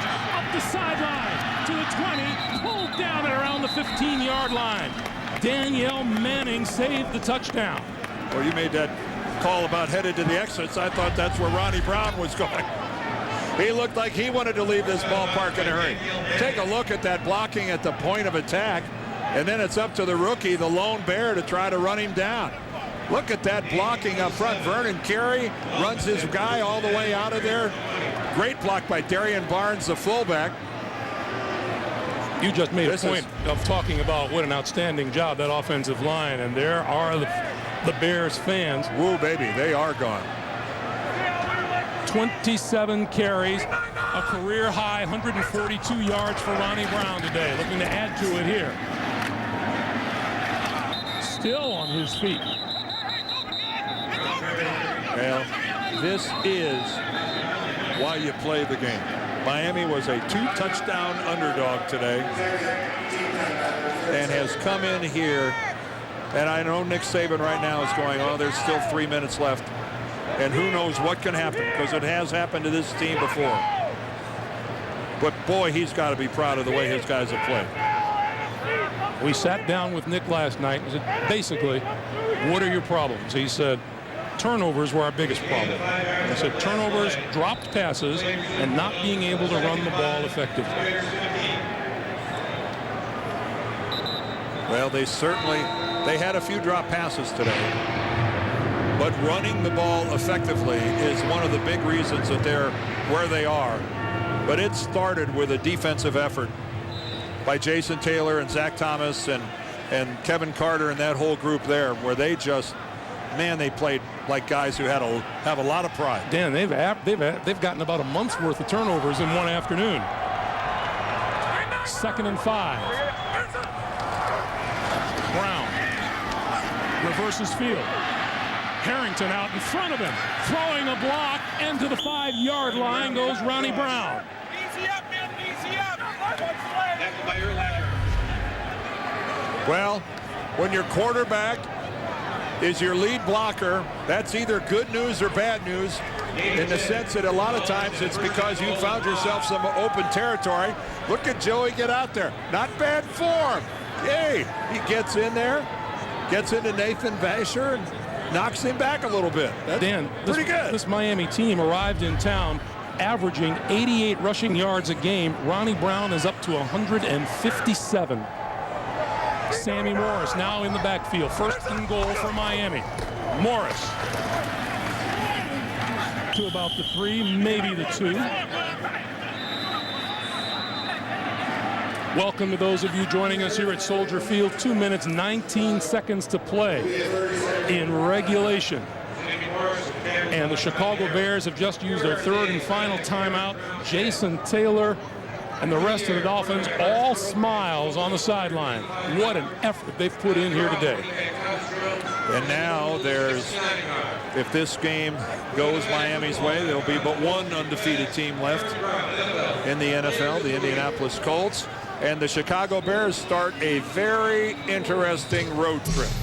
They are headed on their little northeast swing as they go back-to-back weeks at the Meadowlands, first against the Giants, then against the Jets, and then to New England to play the Patriots, back home to entertain the Vikings, and then on the road in the Dome against St. Louis. 5 tough weeks coming up, Greg. And not to discredit the Bears' record to date, but in their 7 victories, they only played 2 teams that hold a winning record at this point, Minnesota and Seattle.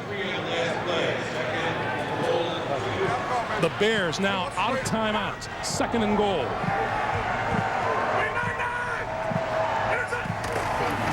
Harrington loses his footing, still gets the ball to Brown, who slips down. But that should take us to the 2-minute warning. No style points awarded on that play.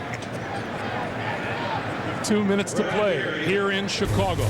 The Bears looking at an undefeated season going out the door. Hey, want a Bud Light? Yeah. Whoa. Rubber floors. Just had them installed. Now we'll never break a Bud Light. Oh, nice. Remote.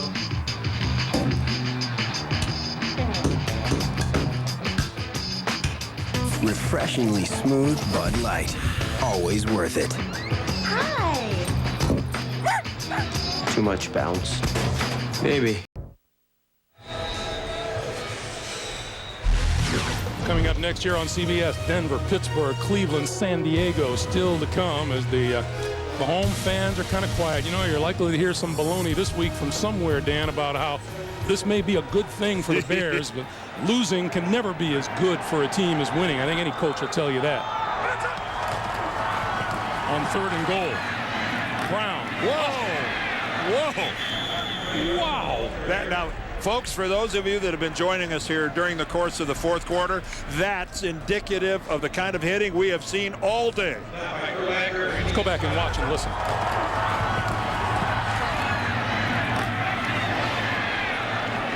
And imagine who came in to clean that up.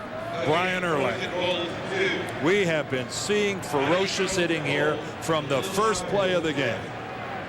So now Olindo Mare comes on with the field goal unit, and they're letting the clock wind down. And the holder, Donnie Jones, standing right there with referee Pete Morelli with an eye on the clock and calls timeout. Miami uses its 2nd timeout. 1:13 to play. And Joey Harrington increases his already winning record against the Chicago Bears. 4-3 lifetime. He'll boost it to 5-3.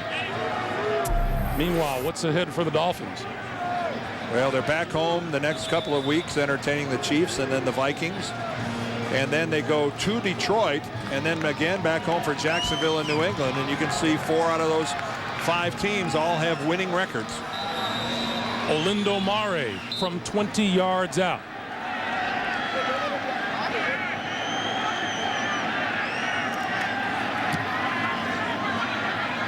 And it's good. What a happy plane ride south this is going to be for the Miami Dolphins today. And that guy, in so many ways, I think physically, emotionally led the way. Jason Taylor took umbrage all during the course of the week. Criticism of his head coach, criticism of them as a football team. He went public, decided, well, I think my coach deserves to be defended, and I'll stand up and do it, Greg. And we find that very admirable. Well, he isn't denying what this team has been through. He told us last night he's been through a couple of tough years, but nothing like this. And he didn't buy into all of the Sports Illustrated hype, but he did think that his team would perform better than it has to date. Now the reality is going to set in that they still are only 2-6. And you have to say, well, geez, why haven't we played like this more often? That's unanswered. I certainly don't have the answer. 2-6 beats 1-7, though, doesn't it? Well, 2-6 in this case beats 7-0.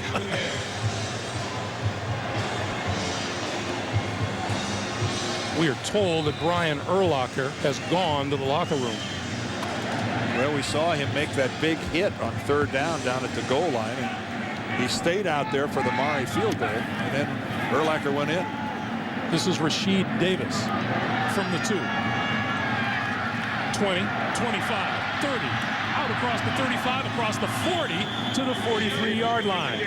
Fine return by Rashid Davis. 61 seconds on the clock. Well, we've got a Miami player hurt back at the 25-yard line, too. Here's Brian Urlacher. Look at him go in and make that. Ooh, it looked like his left leg flexed, and now he's getting it caught underneath. Ooh, you can see him with a look of pain on his face, too, as the pile kind of came in and fell on Urlacher's left leg. Meanwhile, Eddie Jackson is down on the field at about the 25-yard line. Jackson, a 3rd-year cornerback out of Arkansas.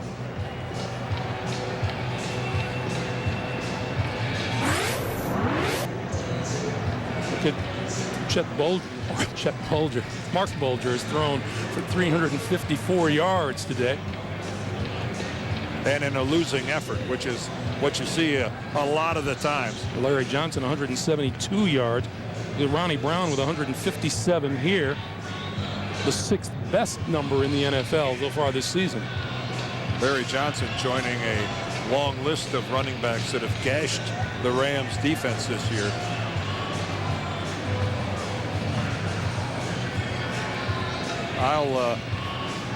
You take a look at those stats by Bulger and by Johnson.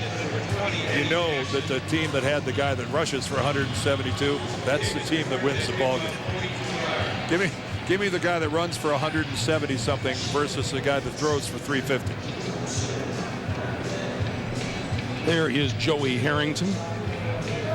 Harrington, the last time out, we mentioned this earlier in the day, in the loss to Green Bay, threw 62 times for 414 yards. Today, he's 50%, 16 of 32, 137, 3 touchdowns, and he's been picked twice.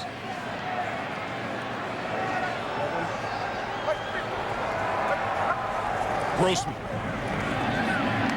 And that is incomplete, intended for Desmond Clark. Those numbers we just told you about for Harrington. Meanwhile, the 31 points allowed by the Bears today, the most allowed by them since the last week of the 04 season when Green Bay registered a 31-14 win. You saw that a quarterback rating of 66 on the road is nothing special. But take a look at the rating for the home quarterback, 32.8. Grossman, and that's incomplete. Rex Grossman's home quarterback rating so far this year had been 124. That's going to take a hit. Yeah, and overall he was almost 90 at 89.6. I think the one stat that nobody saw coming, least of all the guys playing defense for Chicago, was Ronnie Brown's totals. Their ability to run the football, coupled with the Bears' fondness for turning it over, the difference in this game. Grossman on 3rd and 10. Throws, and that's complete. Near side and out of bounds at the 37-yard line is Desmond Clark. Make it the 38-yard line. That's a first down. 47 seconds on the clock. Gain of 18. It is Bears first and 10 at the Miami 38.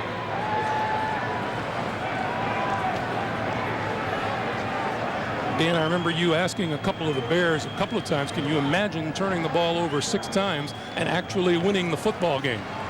As they did at Arizona. I think you only get that once.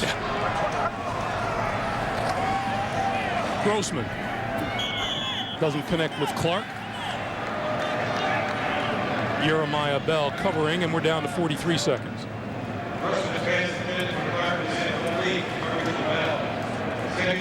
More than anything, Dan, what this game shows and what you and I have discussed many times, emotion plays such a role in the game of football. Yes, it does. Maybe more than any other sport. A lot of times it can't sustain you for 60 minutes. A lot of times it helps you win the first quarter. In this case, it not only sustained the Dolphins, but they kept it going for 60 minutes. There's Jason. Almost had another interception. Almost had another. Lightning quick reaction. His man let him go, and watch him just stick a paw out. Look at him stand. Just gets it with his left hand. Yeah, see, the guy wants to. Now that's getting greedy. He wants everything. I bet he wants more. Lovie Smith will be level-headed as usual about this, and it'll be business as usual. Right back to work. 3rd and 10. Grossman throws out here to Thomas Jones, and Jones pulls his way forward inside the 35-yard line. I know one of the things that Lovie Smith is going to have to do. He and Ron Turner are going to have to get busy with Rex Grossman and his throwing mechanics. Rex admitted to us that he's had problems with his mechanics, and I thought today he had a couple throws that were just not up to snuff because he didn't step into it. Grossman throws outside, and that is complete on the far side of the field to Rasheed Davis. Will Allen with the tackle. And the ball goes over on downs. We go to New York and JB. Greg and Dan most agree a must-win situation for the Steelers, but take a look. It's Denver striking first. Jake Plummer hooking up with Rod Smith. 16 yards. Nice haul in. Broncos on top 7-0. Most of you will see this game coming up after your game. Back to Greg and Dan. James, thank you very much. 12 seconds on the clock here as the Miami Dolphins take over to close it out. One snap, and it'll be all over. And, yeah, you bet, Nick Saban with an arm around Jason Taylor. You almost, for Nick Saban, you almost hate for tomorrow to come, because that's when you realize you are 2-6, because tonight should be savored and enjoyed a little bit. Joey Harrington takes a knee, and the Chicago Bears' undefeated season goes out to win the window. Indianapolis, the remaining unbeaten in the National Football League for Dan Dierdorf. Greg Gumbel, so long from Chicago. Miami, a 31-13 winner. After this message, we'll send you to game 2 of our doubleheader. You're watching the NFL on CBS.